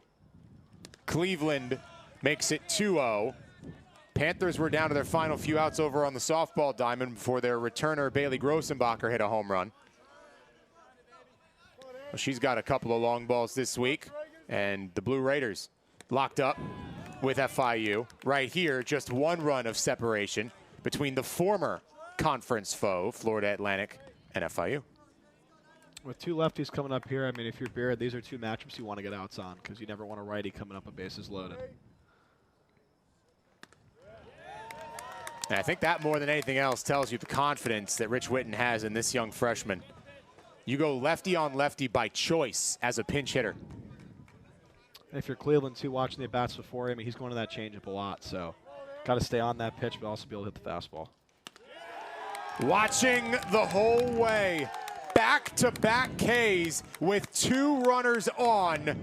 A professional approach from Trey Beard. And Beard was finally able to land that curveball. He's tried that a couple times earlier tonight up in the zone with 2 strikes. Couldn't land it. Finally catches the top of the zone right there and gets another backwards K. Both of them have come looking, and it's all up to Candelas. With Hector's bat to ball, this is a match I like him in. Another first pitch strike, unrelenting is Beard. 14, now 15 first pitch strikes for Trey Beard. And that strikeout of Cleveland with number 10 for Beard. So that's all 4 of his starts this year. He's gone double-digit strikeouts. And last year, his season high was 6 Ks in a start. So, I mean, the stuff has definitely taken a jump. The velo has taken a jump for Beard, and it's showing up in the numbers. 12 against Fordham, the career high. He can get real close tonight. If you're Candelas, too, I mean, even though the report has been that he's been a heavy off-speed guy, I mean, he's attacking with the fastball here, so you have to keep your bat speed up. He's definitely trying to switch up his tendencies since FIU's been able to make the adjustment. Heart of the order is 0 for 10 against Beard tonight, and now it's 2s. Yeah, there's the heater right there upstairs. Like you just said, Rhino, he's going to it. And where do you think he goes here, 2-2? I mean, I think he sticks with the fastball since he's got Candelas twice on it. Hole number 1. Velo, perfect. Strikes out the side, does Trey Beard after back-to-back base runners. You want a guy with a big league future, you better make big-time plays in big-time moments. That's exactly what Trey Beard just did. Well, we got a look of Juan Villarreal warming up in the last half, and now here he comes. An inning and 2/3 against Merrimack. His last appearance through 3 1/3. Brilliant against USF. 5 Ks, 2 walks, no runs. You could make the argument, guys, that this has been FIU's best pitcher on the year.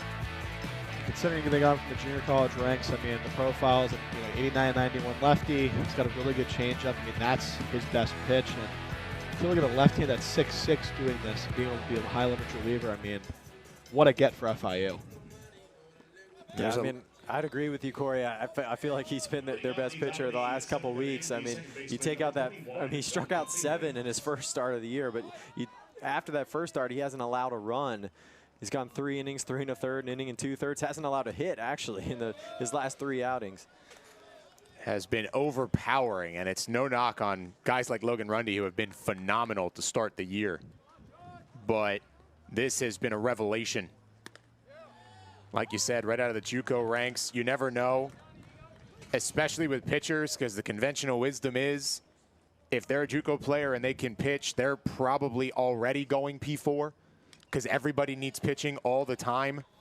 And so to find this guy as late as FIU did and for him to be as good as he has been, a huge gift for FIU. I'll never forget when they were recruiting him at the Iowa series, and they were just ecstatic to be able to get Villarreal. I mean, just the overall stuff is elite as he gets him on that fastball in. Starts it out with a K.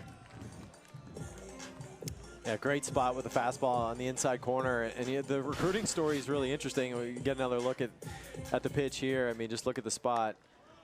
Heater at 91. And that's elite execution there. Just right there, right where he wanted it to be. And, I mean, Karsten Whitson said that Villarreal was contacting him like 4 or 5 times. And he was like, you know, it's middle of the season. Whitson was busy, but after a couple of contacts, he's like, all right, let me look into this guy. He's got a 3.50 ERA, mid-season, all right. And so then they got it going, and Whitson was shocked that he was still available that late, and FIU really fortunate to pick up Villarreal, and he's been lights out the last couple of weeks. I mean, this is where Villarreal wanted to be, and he's fit right into Miami. Stuff electric, great personality. He's a guy that the guys love to be around. He's always very energetic. He's upbeat. But when it really comes to being a competitor, I mean, he's a bulldog.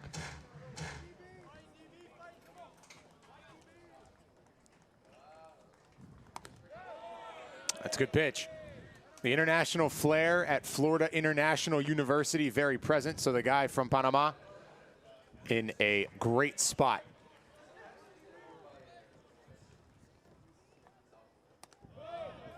Run it full.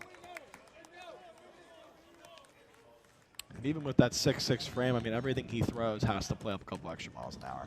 No doubt. Yeah, you get that extension, and he's closer to the plate than a typical pitcher would be. And so as a hitter, it gets on you quicker. Even based on that swing there, I mean, that was 91 miles an hour, but I got to imagine the box is playing around 93, 94 just because that long, lanky frame, that elite extension, it's just everything he's got coming at you is tough to hit. Has focused on adding that cutter as well, which will certainly help in lefty-lefty matchups. By a step, the throw is in time. The play against the shift has sometimes been a challenge, but that was right to Ulloa. Oh, great speed from Baez. I mean, he was busting it out of the box, and he made that a bang-bang play and a high chop. He's able to get around it. Crespo make a good throw, and man, Baez made that a tough call, but the throw beat him. And third base has been a spot too where FIU's have to find some guys to play there, and to be able to get Crespo out of the portal from Citadel, what he did there, he had put up great numbers, had a tremendous defensive positional flexibility, and he's been great over there at third. And a good look at Baez just flying out of the box. Ooh. Yeah, that was super close, but I think the throw beat it by a hair.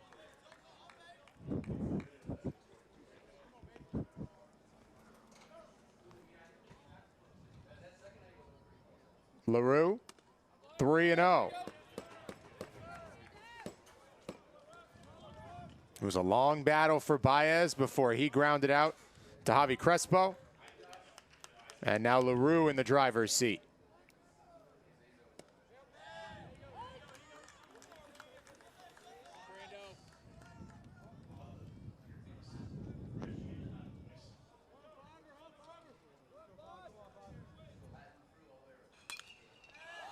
Sky high, right up a chute. Rivera Flores has enough room, and he makes the grab. Choco comes in and sends him down 1, 2, 3.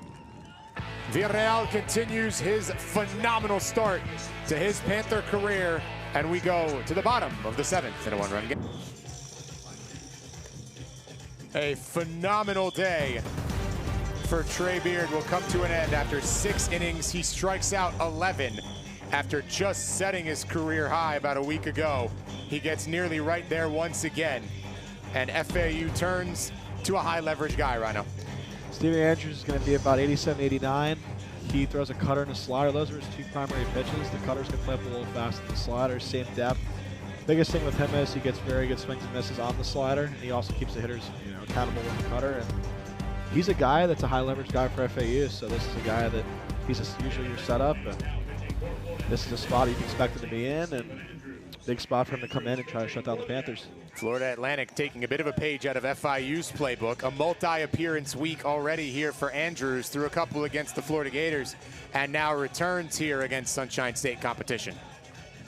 And Andrews is a strike thrower. I mean, he hasn't walked anybody this year. He's going to fill up the zone. The key for him is to stay out of the heart of the plate. He wants to be around the edges so he's not getting hit. He's done a pretty good job of staying off the barrel this year. I mean, guys are hitting 222 against him. But he has given up 1 run in each of his last 5 appearances. And FIU looking to tie up this ball game in a 1-run game. And even the approaches as well. I mean, since Beard was more like that carry fastball guy, now this is a guy you can try to drive in the gaps with a little bit more, I guess, launch angle or carry. So if you're FIU, I mean, this is the guy you want to get to.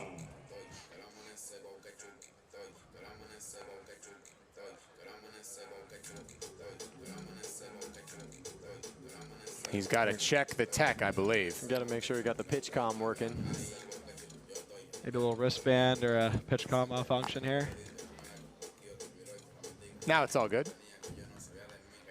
A walk-off over at the FIU softball stadium. Janelle Martinez wins it for the Panthers, and so they will go 1-0 in Conference USA competition.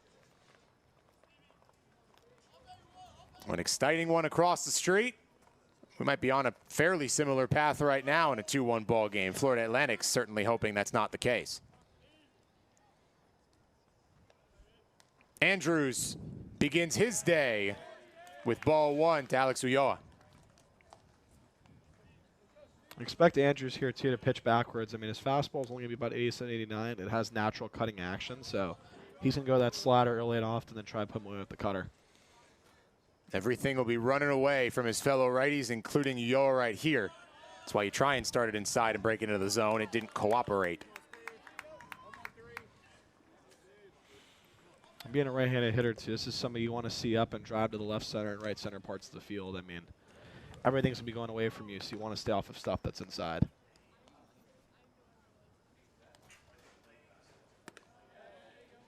Three and 0.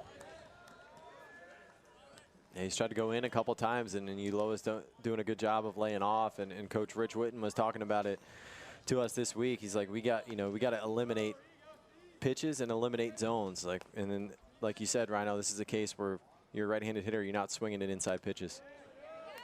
Taking all the way to get to the ultimate hitter's count.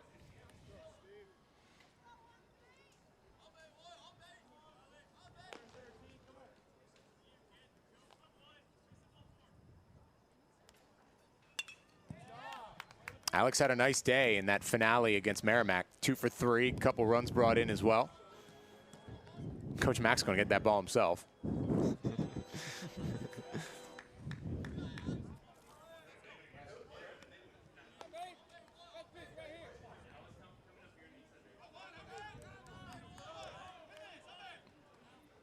Andrews' first at bat today will continue a little bit longer.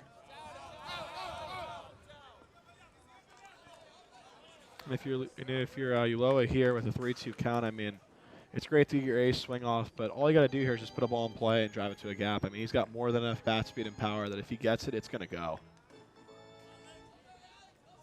Looking for his first hit today. All the guys scheduled to hit in this frame are. But it's not Beard anymore. An 8th pitch going to come from Andrews to Ulloa. And when you're hitting leadoff against a new pitcher, ordinarily you think of it to start a game in the first inning, but it's just as true out of the pen. This is a quality at-bat, showing everybody what Andrews is sporting today. I wouldn't be shocked if he goes to that slider here. He's been throwing a lot of fastballs to him. Bent it too far. 8th pitch and a base on balls. Good at bat there by Ulloa. I mean, he fought off some tough pitches. He made Andrews work. I mean, 7 pitches in the first at bat is a great at bat, and it shows a lot of the guys. You know, this is what he's trying to do, and this is a close ball game. Runs are coming at a premium. I mean, anytime you get guys on base, it's tremendously important. Yeah, back-to-back innings now with FIU getting the leadoff guy on. I mean, Beard was able to work out of that jam the previous inning with 2 on, struck out the side. But now the Panthers with a chance to try and tie this ball game up with the leadoff guy on base. Bunt flashed and successfully brought back by Javi Crespo. A little bit of small ball being played here. I mean, it's a 1-run game. Offense has been coming at a premium. I mean, there's been a ton of hits today, so smart on Coach Witten here to try to play a little bit of short game here and try to see if they can get FAU, make it a little mishap. Check over at first. You play for 1, and that would be enough to tie the game at a bare minimum. And once that ball's in play, in college, you never know what happens after that. And the Panthers have a pinch hitter and a left-handed hitter in Sebastian Barrios waiting on deck if they can get him over to second. It's a great bunt there by Crespo. There's the front end, and the sacrifice is honored. And Barrios is a guy, too, that Coach Witten trusts to handle the bat in big spots. He had a great fall. He took very good at bats against some of the high-level arms. And I'm curious to see what he does here in probably one of the bigger spots of the game. Yeah, Crespo does a good job there to just deaden that ball, and that's what you want to do when you're bunting, just deaden it, get down on the ground, and now Barrios gets his chance here. Big spot with a runner in scoring position in a 1-run ball game.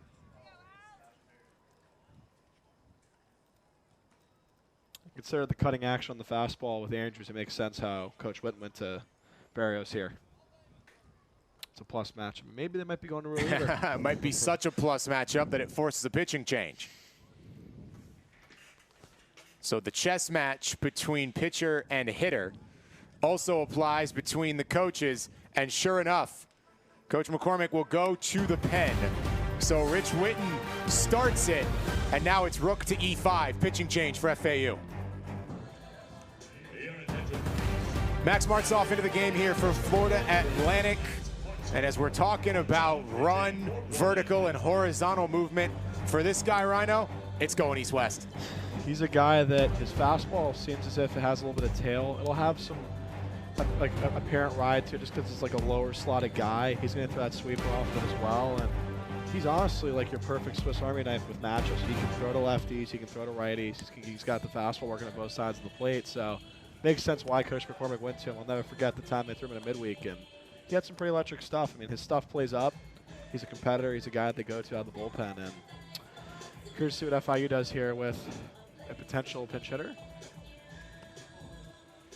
Looks as if it might be Andrew Aldefonso. Yeah, quite the chess match going here. Yep. I mean, Rich Witten goes to Barrios, the left-handed hitter off the bench. So McCormick goes to Martzoff, the lefty out of the pen, and now Witten's going to go back to a right-handed bat off the bench. Only Coach McCormick can then change and go back to a righty and keep the ultimate chess match going. I think that's one of those unspoken rules of baseball. Is all right, it ends after the last hitter.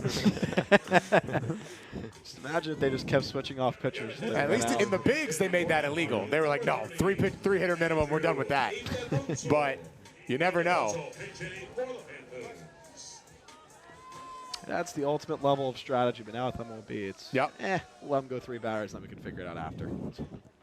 So it will be Ildy to come in. And he watches strike 1. Ryan Guida was on the call when this guy had his first career home run. Right now, he'd love another RBI with Ulloa at second base. This is a matchup here that Aldefonso can dominate, especially against the lefty.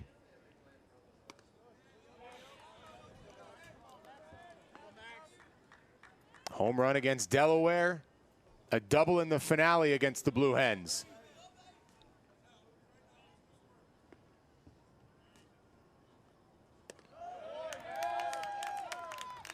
If you're Ildefonso here, I mean, Martzov's going to that sinker often. You just want to drive this ball in the air to left center.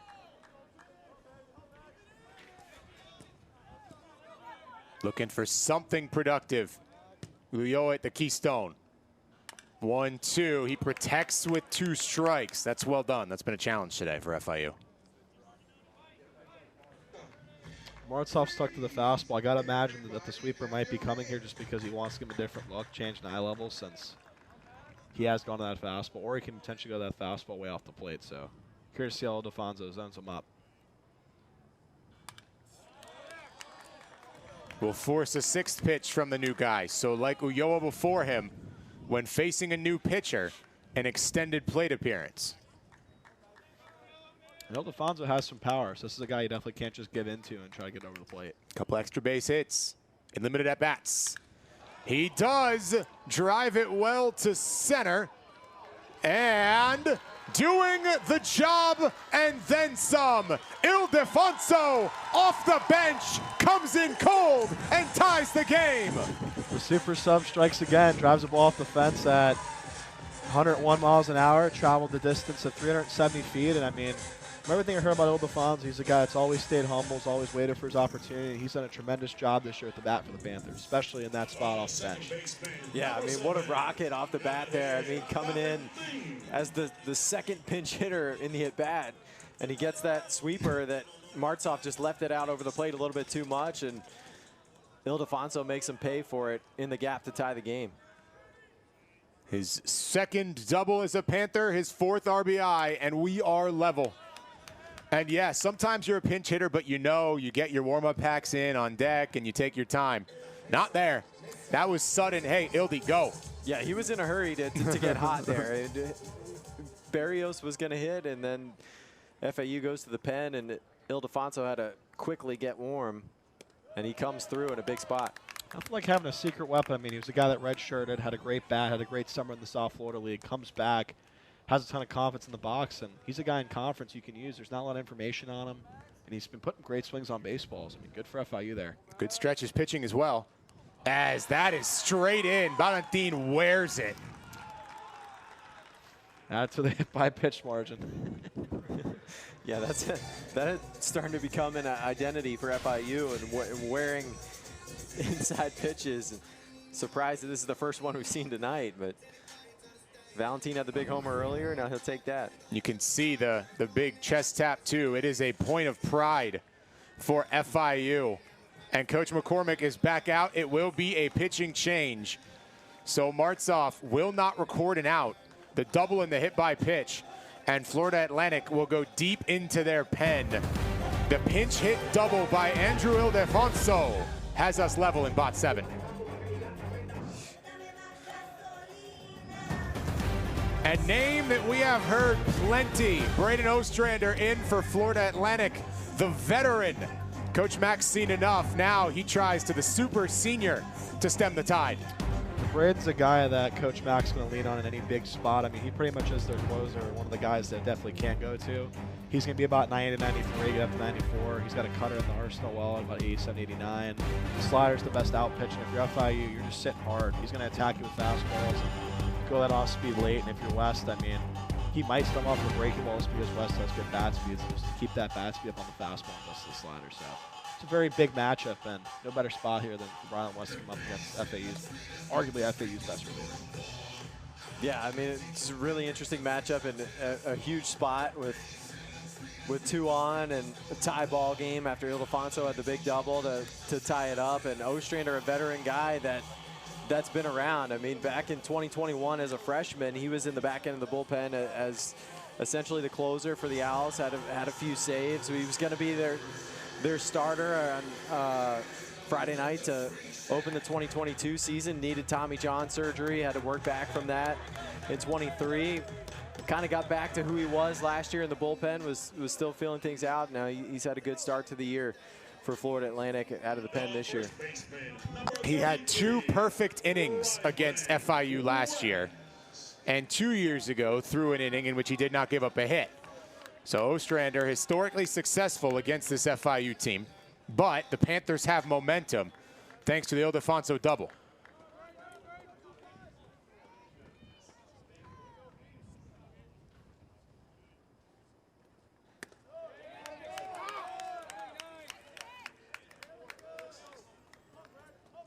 And if you're West here, you have to be able to zone him up. I mean, you have to keep your bat speed up with the fastball because he's bringing it between 92 and 94, but also being able to stay on that slider as well.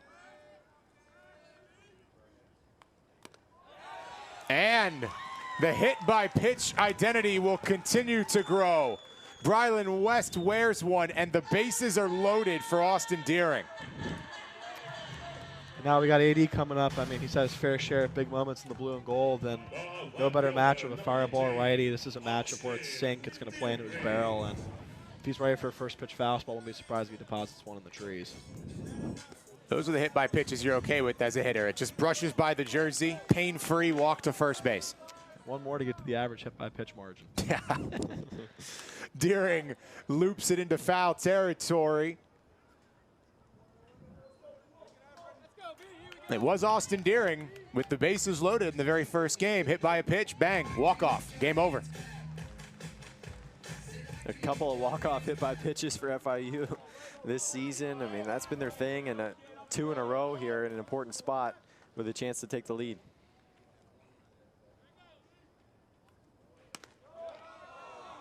That's a good pitch from Ostrander, but level at ones. And there's that cutter, too. I mean, I got to imagine, too, since Deering hits sink well, I think he's probably going to lean on that cutter a lot. So if you're Deering, it's a matter of catching out front and driving in the outfield. Nice save by LaPointe. So if you're Deering, it's not being over-aggressive because obviously it's bases loaded, he's ready to go, but it's still getting your pitch. I mean, you're still in the driver's seat where a sock fly to the outfield does get the job done, but obviously he wants to do more than just that. Now you've got count leverage. You can be even more selective. Well, that leverage will go by the wayside. The ball to the outfield is the minimum mission right now. I know Stranger's been leaning on that cutter. I don't remember he has a changeup. He hasn't really shown it a lot in college, but got to imagine he'll stick with the hard stuff here and try to beat it by Deering. 2's up. Deering down, hacking, huge out for Ostrander. Yeah, there's the heater at 94, right on the outside corner. Hit the spot well, had some carry on it. Right on the outside corner, tough pitch to hit at 94. Now we got some power against power. This is a scenario that FIU dreams about. The bases loaded for Kashawn Frett. And he's thinking about it as well on strike one. A big hack there from Frett, and he did have a big 3-run homer to tie the game in extra innings in the first series of the season. He's come through in spots like this for the Panthers. No at-bats on the year with the bases juiced for Frett. And he is down 0-2 in the first. No Stranger's been going to that heater. I mean, it's been playing well. It's been up in the zone. It's got pretty high spin, so right around 2,500, which is a plus spin rate combined with, the cut as well. So if you're Frett, it's just a matter of catching it out front and being able to trust your hands. I mean, he has more than enough bats to be able to catch up to it. Need good protection baseball here, 0-2. Ostrander in a great spot. Comes home and manages to get a piece of Frett. It's a hit by pitch, scoring a run. The FIU specialty to take the lead late against Florida Atlantic. Like stay tight, being literally stay tight, don't move, and FIU takes the lead there on their third hit by pitch of the game. This is crazy at this point. 3 of the last 4 batters hit by pitch, and a fastball from Ostrander that just comes in and catches the brim of the helmet for Frett. A little bit of a scary pitch there, but just off the brim, and what a way to drive in the go-ahead run. I mean, the good thing is he turned away from it, thank God, but Yep. brings Cleveland up here in a big spot. And Cole goes down after one in the dirt. Ostrander coming in had hit 1 batter all year. And if you're Cleveland here too, I mean, he had a tough sequence earlier from Beard. It's just a matter of slowing the game down and trust your hands. I mean, he's more than capable of coming through here in a big spot.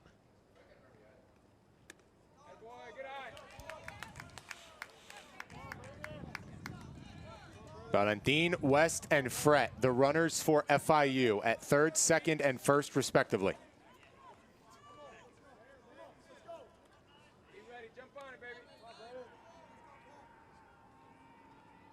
Cleveland stings it through for 3. Cole Cleveland, the RBI machine, continues for the Panthers. He brings home 2.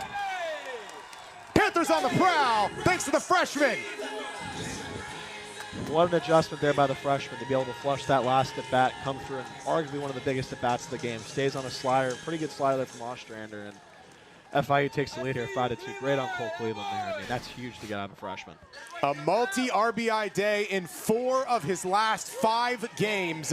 Cole Cleveland, clutch for the Panthers. And now Hector Candelas, the 9th hitter of this 7th inning, will come up for FIU. Every single spot in the order finding their way to the batter's box here in the bottom of the 7th.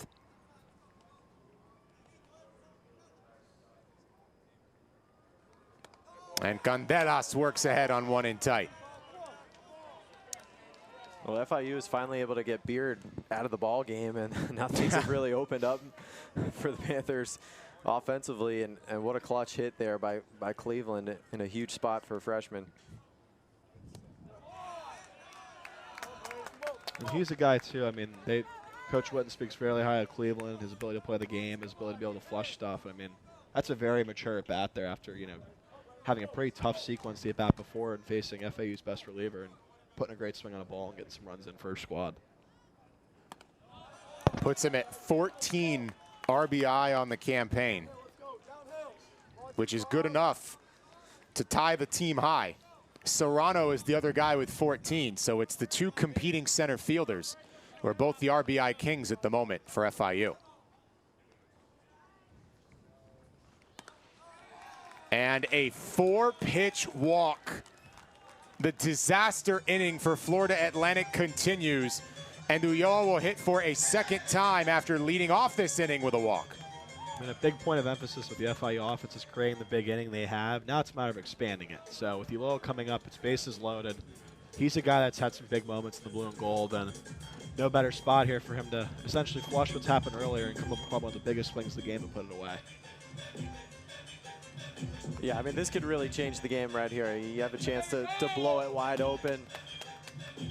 And John McCormick recognizes that. He's going to come out and have a chat here and see if he wants to go to the pen again. I think he does.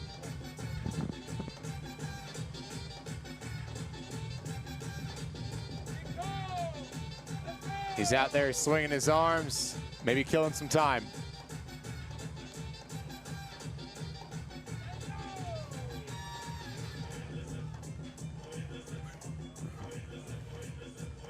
They'll use the full extent of the timeout time here.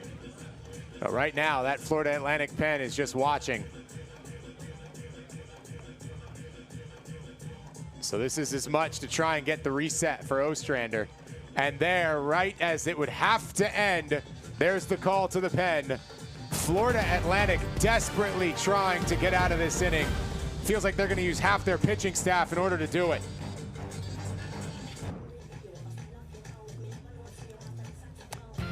Seemingly simple, yet often not so. Florida Atlantic needs just 1 out. And with 2 down, the Panthers rattle off 3 and keep the good going. The hit by pitch of Fret and the 2-run single by Cole Cleveland. And now to be up to Ryan Buckler to try and just get that final out. He's got a good breaking ball. Let's see if it's enough for out number 3. Buckler's a Virginia Tech transfer. He's 88 to 90. Tech usually gets guys with elite breaking balls, so I got to imagine he's not coming in here to throw fastballs. I mean, the fastball's going to have a little bit of ride naturally from that lower slot. I got to think that he's going to stick to that breaking ball. I mean, that's been his bread and butter in his college career. He will face Ulloa to start. And not a whole lot of work this year for Buckler, just 2 2/3 innings.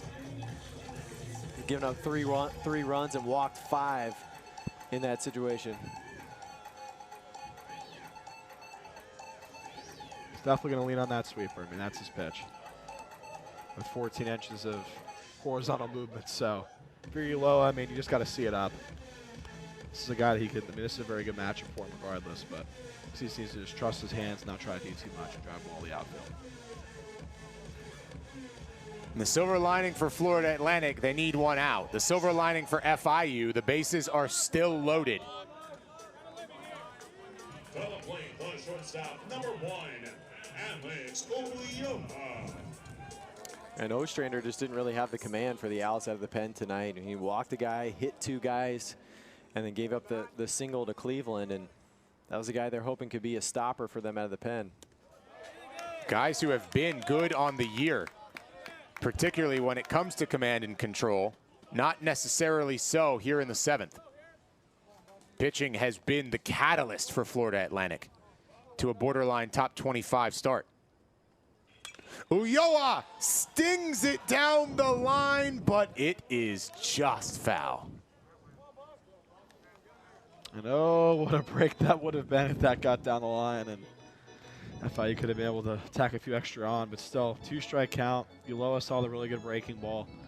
Got to think that that's going to be what Buckler's going to go to in the dirt. So it's just going to be a matter of having good plate discipline and being able to employ better swing decisions, especially as the at-bat goes on. Yeah, 0-2, bases loaded. This pitch historically is nowhere near the strike zone. Did he go? Up.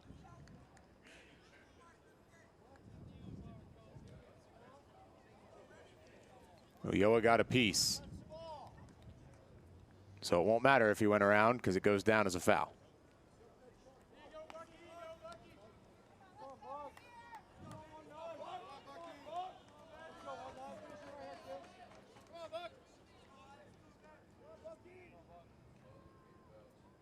The 0-2 one more time. Ulloa lifts it to center and drops it down. The good continues for the Panthers. Alex Ulloa does the job. Fred and Cleveland score. It's a 6-pack for FIU in the 7th. That's a big swing there by Ulloa. I mean, right there, not trying to do too much. Got to the outfield, got 2 guys in, and I mean, wow. Talk about creating the big inning. I mean, a 6-run inning here in the 7th. FIU set up pretty well here, but the job's not done yet. I mean, they still have 2 outs, so see how many more runs they can manufacture here. Yeah, I mean, big hit by Ulloa to just blow it open and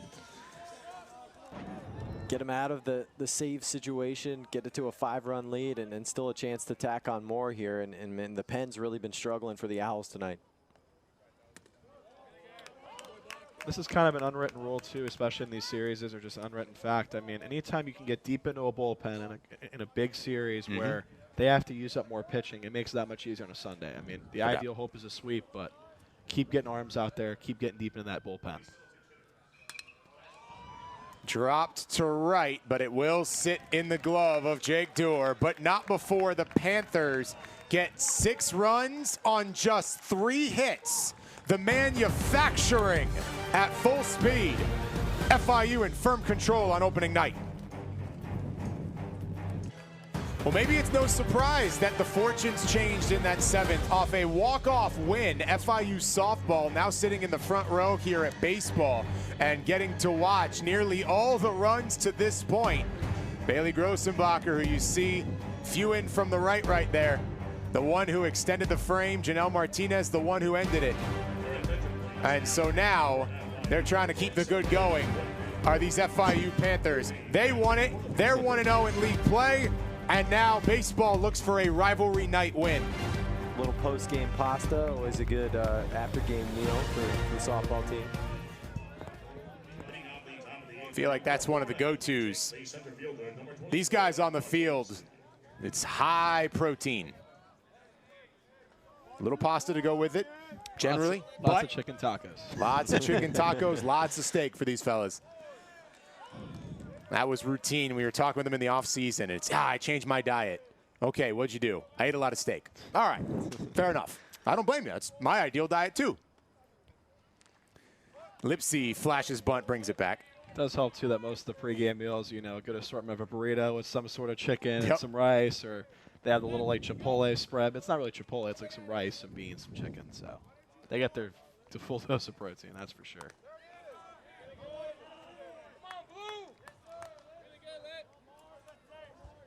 The real extent of that diet story was not necessarily that part, but it's the what you have to give up. And so Butterfingers were a popular option. That is stung into right center with carry. And just like that, Florida Atlantic able to retort. Marshall Lipsy does the job for the Owls, his 3rd home run of the year. It's a very good swing there by Lipsy. He hit a ball 95 miles an hour on the inner half, 375 feet. I mean, now he's cut the deficit to 4. It's a great jolt for them. And now with FIU, it's just a matter of limiting the damage here. Yeah, you get another look here. Fastball in the inside corner. Lipsy just turns on it and takes it to the power alley and out of the ballpark. And you see if that gets Florida Atlantic going. That's something that can give you a little bit of spark to try and start a rally and get back in the game. It's the first run that Villarreal's given up in a while. Being a left-handed hitter team, that's a tough spot in this ballpark to get out of, especially at night. I mean, during the day, for our Panther fans at home, they know the ball tends to fly a lot better, but at night, I mean, it usually plays a lot bigger, and that's impressive on Lipsy's part to be able to get out of one of the deeper parts of the yard. So it's lefty to right center. And that's the first hit that Villarreal has given up since his first outing of the year, back on the first weekend of the season.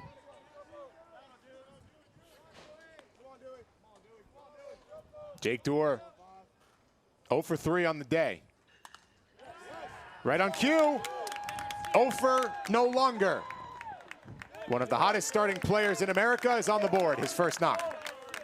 That's the ability to be able to go against the shift there. I mean, that's something that Coach Mack talked a lot about. I mean, teams are adjusting to how they're positioning him, and he's being able to use the whole field. And not only is that, you know, prevalent at this level, but even at the next level, to be able to use the whole field. And honestly, it truly is a lost start. I mean, you'll see a lot of guys hitting the shift, and it's a great adjuster to be able to stay on that fastball in the other half and drive it to left field. Not a skill guys work on necessarily, because in the bigs, you don't get to shift anymore.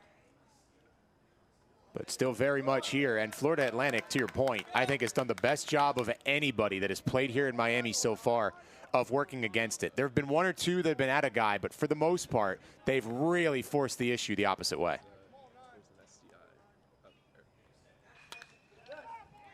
This time, much more routine. Crespo's got the first, and that is the definition of tailor-made.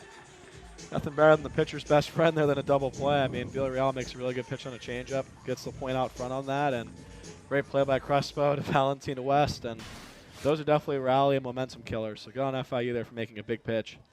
Yeah, that's a big-time play for the Panthers. I mean, after you give up the homer and then the single, you feel like Florida Atlantic could get something going, and that's just a momentum killer to turn 2 right there. It's not too often where you don't have to show even a bit of hustle. Just toss it over to first, keep it clean and routine. FIU does just that. Aiden Garcia, who did have that RBI in the 6th. That was extremely impactful at the time. Now it's a 2-0 count.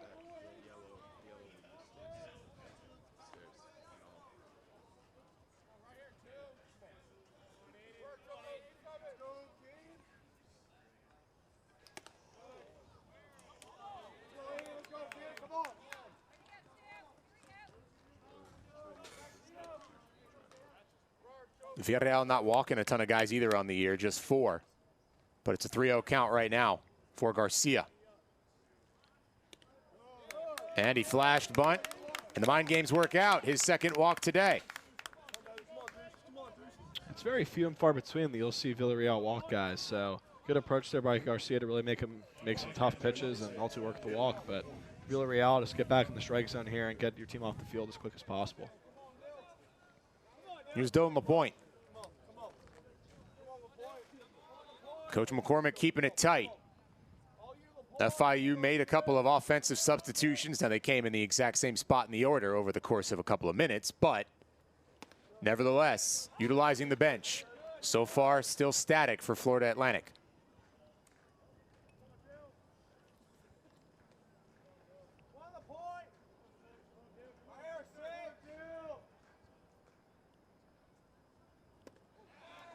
Quickly 0-2, received well by Rooney, the catcher here for FIU. A good change up there from Villarreal. It seems like he's been going to that a little bit more now after giving up a homer and 15 inches of drop on that. That's pretty nasty. I'm like literally pulling the string. Exactly. To center. Put in a bit of a tough spot, but the answer there for the freshman Cole Cleveland with the flow out. He closes the door. Panthers still hold the 4-run lead, but the solo shot by Marshall Lipsy has a bit of momentum for the Owls.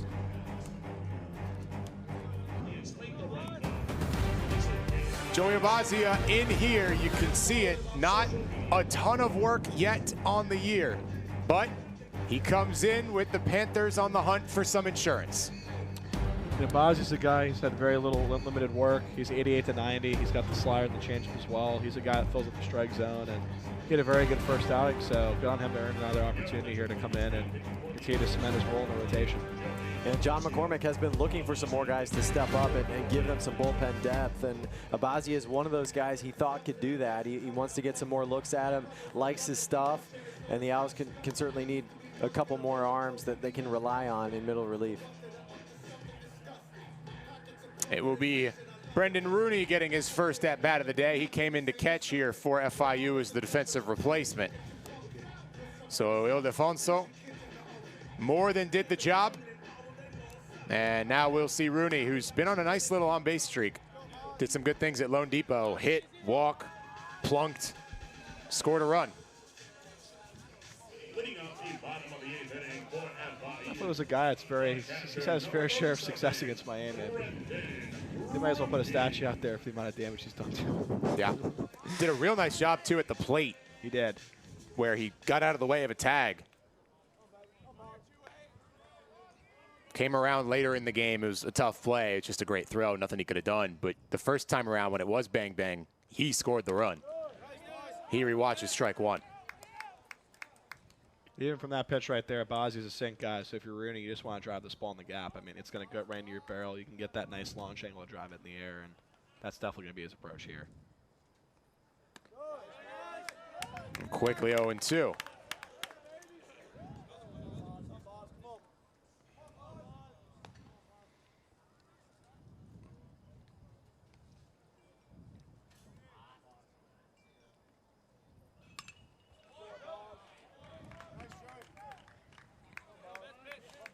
Florida Atlantic will have 6, 7, and 8 coming up in the top of the 9th.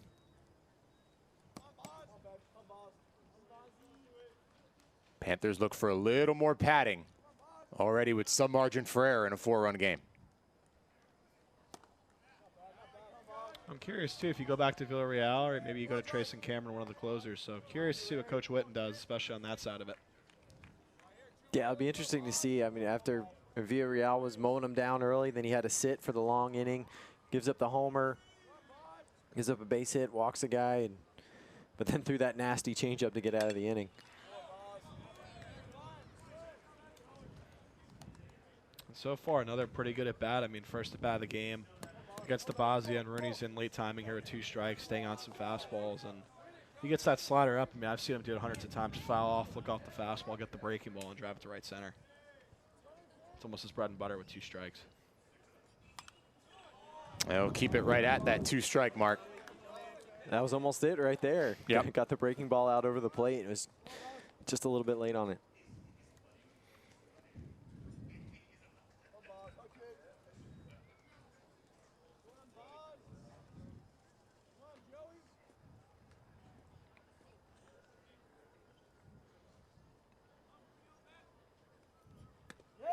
The half swing did not go, says Joe Estrellas down the right field line.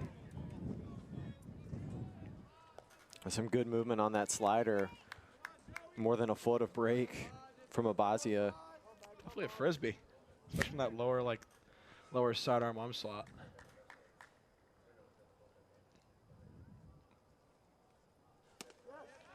Down looking here. The 8th pitch, the one that ends it. Abazia begins his day with a K. I mean, I think Rooney thought maybe it was a pitch off. I mean, that's pretty close. I'd say maybe a ball off, but still, I mean, pretty good pitch there by Abazia. Yeah, another slider. He's been spinning that well and was able to just catch the corner with it there to get the punch out. That slider running away from a pitcher batter with the same dominant hand is one of the toughest pitches in the sport, in my opinion. Yeah, another one right there to land a first pitch strike. when you're a guy that's a primary sinker guy like Abazi, I mean, when you have that slider profile, you have pitches essentially going away from and into guys, it's just tough to zone up what you're trying to hit. But he's getting some serious sink. I mean, even based on that swing there, I mean, Valentine was expecting it to kind of stay up in the middle, and it really darted on him low and in. So he just has to, the key here is you just have to zone him up. You guys see stuff up in the zone and not over the plate.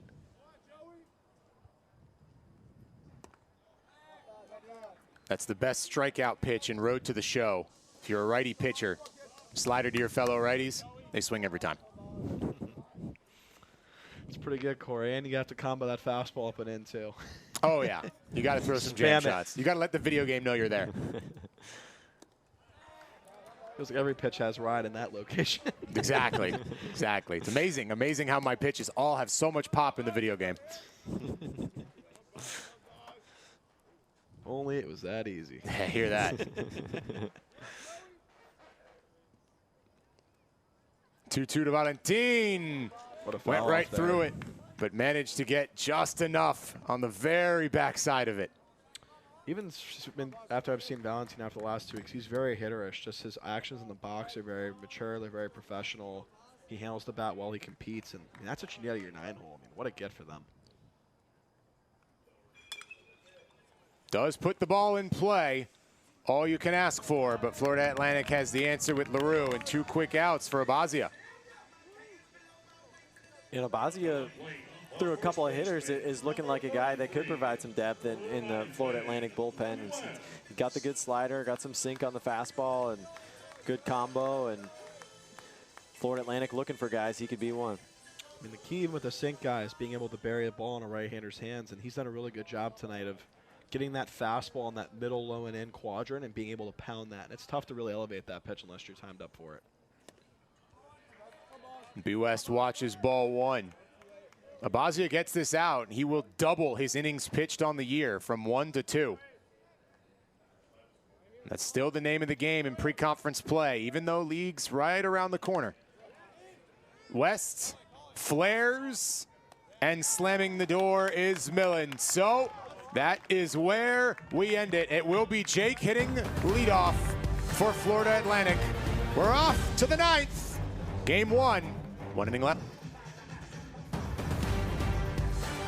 4 runs is the margin. Villarreal will go for a 3-inning save. I like this decision. I think this is what we all thought would happen when he came in with 3 innings left in the game. Leave him in, save all your arms, let Villarreal try and slam the door.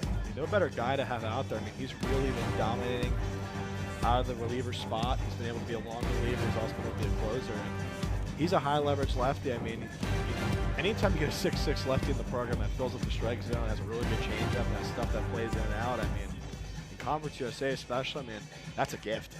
Yeah, I mean, what a get for FIU. And I was talking to Rich Witten the other day, asking him what he saw the role for Villarreal. Is it this? Is it that? He was like, yeah. I know whatever we need, he can do it. I mean, he feels like he could be a Friday night starter if they needed it. He could be a bridge guy out of the pen that can give you 3-4 innings, or he can shut things down in the back half. And that's what they need from him tonight. And that role may evolve throughout the year, but he's going to have to shut the door here in the 9th for tonight. And he starts it with strike 1. Boy, how polar opposite is this pitching script than the way it has been to this point for FIU. It has been a barrage of pitchers. Again, less innings in each appearance, more appearances, so a lot of guys going 2 or 1. If Villarreal finishes this, this is a 2 arms performance. 6 out of Marks, 3 out of Villarreal, done. Yeah, that's a great point. I mean, that really sets you up well for the rest of the weekend. And only having to use 2 guys on Friday night, and you've got the whole back end of the bullpen set up. You still have Eckes and Cameron out of the back end of the pen for the rest of the weekend, and in pretty good shape in a rivalry series. And this is where Coach Witten's saying they're treating this like a Conference USA series. May have been a spoiler on the pitching plan as well, because this is a league approach, and it's big league from Villarreal. Another strikeout. Villarreal got a little bit of ride there on the fastball at 19 inches. I mean, that is above average at the big league level. was 88 up in the zone. He was able to ride the fastball up there, and also he got a really good swing on the changeup earlier. So he's really comboing his pitchers well. I mean, wow. I mean, that ball just stayed there. Just, like, really kept the plane on that heater. Yeah, I mean, what a sequence, too. That swing that he got from Millen on the changeup was pretty ugly, and then to go and change his eye level and change speeds with the fastball up top. Just great sequence there from Villarreal to get the K. Gets that little cut action as well. That was his big emphasis in the offseason with Karsten Whitson. And even when you look at the swings, too, that he's getting, I mean, you always remember Zach Lampton from last year. He had an elite ride fastball with that changeup. I mean, it's very similar as far as the overall like release and spin profile. I mean, he's been throwing the ball really well for FIU, and also tall left-handed pitcher. Right up the middle, Florida Atlantic not done just yet. John Martinez keeps hope alive for the Owls. And Martinez, the Florida transfer, looking to grab a hold of that second base job. Has been competing with Pat Ward over there. Both guys have played well, and Martinez made the good defensive play tonight. Yeah. On that little pop-up, and comes through with a base hit to try to get something going for FAU. And for FAU here, it's more about just getting it back to the top of the order, trying to get Dewar up and Romano and Garcia in a big spot. So you're just trying to pass the baton here and keep moving the ball around the field. Watching ball one. We talk about that cutting action. I'm going to do a quick test. Rhino, if I tell you there's a cutter and a guy from Panama City who's working on it, does anything come to mind? Mariano Rivera. Okay, good. I just needed to be sure, because Pat and I talked about this last week. We're not too old yet, Corey. All right. Well, I need to know if it was an age thing, because when I brought it up to Juan in the offseason, he was like, oh, yeah, I guess Mariano did throw a cutter, and obviously you have that connection. Whereas to me, that was the first thing I thought of. I mean, that guy made money throwing one pitch. Everybody knew it was coming. Right. It still didn't matter. 100%. Well, there was a right-hander front hipping the right-handers or coming in a lefty, and guess what? That guy's got more World Series rings than 99% of us. So Without a doubt. It goes to show you the elite stuff that he had at the table. So good job on your baseball history from you, because what Pat and I realized is obviously most of Mo's career was past the point of Juan Villarreal's birth. I mean, Panama and cutters like throwing me an alley-oop, Corey, so I appreciate it. Easy. Easy. I just needed to be sure. It was a little age test. We're all good.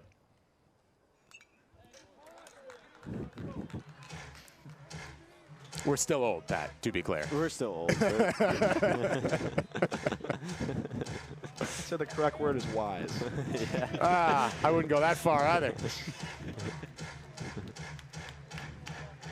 Needless to say, if you're Villarreal here, I mean, if you got real trust in the changeup, why not employ it here? But he's been getting right on that fastball, so he can go to either option at this point. Wants payoff. Got him swinging, but it gets away. That base should be occupied there, yep, Corey. so it wouldn't matter. Out. Yep. On 2 outs, that would be a different story. Not so. That is now out number 2, so all good. Now, the Owls get a runner in scoring position, but if you're Villarreal, you can't worry about him. I mean, that's not going to make a difference in the ballgame. You just got to come get the hitter and try to put this game away with one more out. And if you're FIU, too, I mean, bullpen and relieving pitching has always been something that you want to come at a premium. And this year, they have so many more options they can go to. And this is huge to have a lot of different guys you can roll out there that can close games out. And LaRue watches strike 1. Yeah, the bullpen depth is so key to be a top team. And Rich Whitten was even saying he'd even like 1 or 2 more guys to kind of step up. You can never have enough arms coming out of that pen, but Panthers in good shape. That is lifted to right. Candelas runs it down and makes the grab. The opening night rivalry win belongs to FIU. Well, nice job by the Panthers to battle back after Trey Beard had a fantastic start for Florida Atlantic. And as soon as he comes out of the game, the Panthers put up a 6-spot in the 7th inning against the Owls bullpen. And they go back to their identity with 3 hit-by pitches in the inning. Cole Cleveland, the freshman, comes up with a huge clutch hit to take the lead. And then Villarreal just shutting it down out of the bullpen to give the Panthers the win on Friday night in the rivalry series. And that's been the name of FIU's game so far this year. Quality starting pitching, quality relief appearances, timely hitting, but more importantly, great team baseball. And I mean, if you're Coach Whitten, That's a Friday night against FAU. You got the first win. You have a ton of pitching going into the rest of the weekend. I mean, you're setting yourself up to be pretty good to win the series. A phenomenal start for FIU. Now, though, Florida Atlantic gets to play at home. That's the next one in this 3-game set up in Boca before the Panthers come back here to wrap up the 3rd of 4 this year. A quick timeout from the 3:05, and then we'll wrap it up. Game 1 belongs to the Panthers.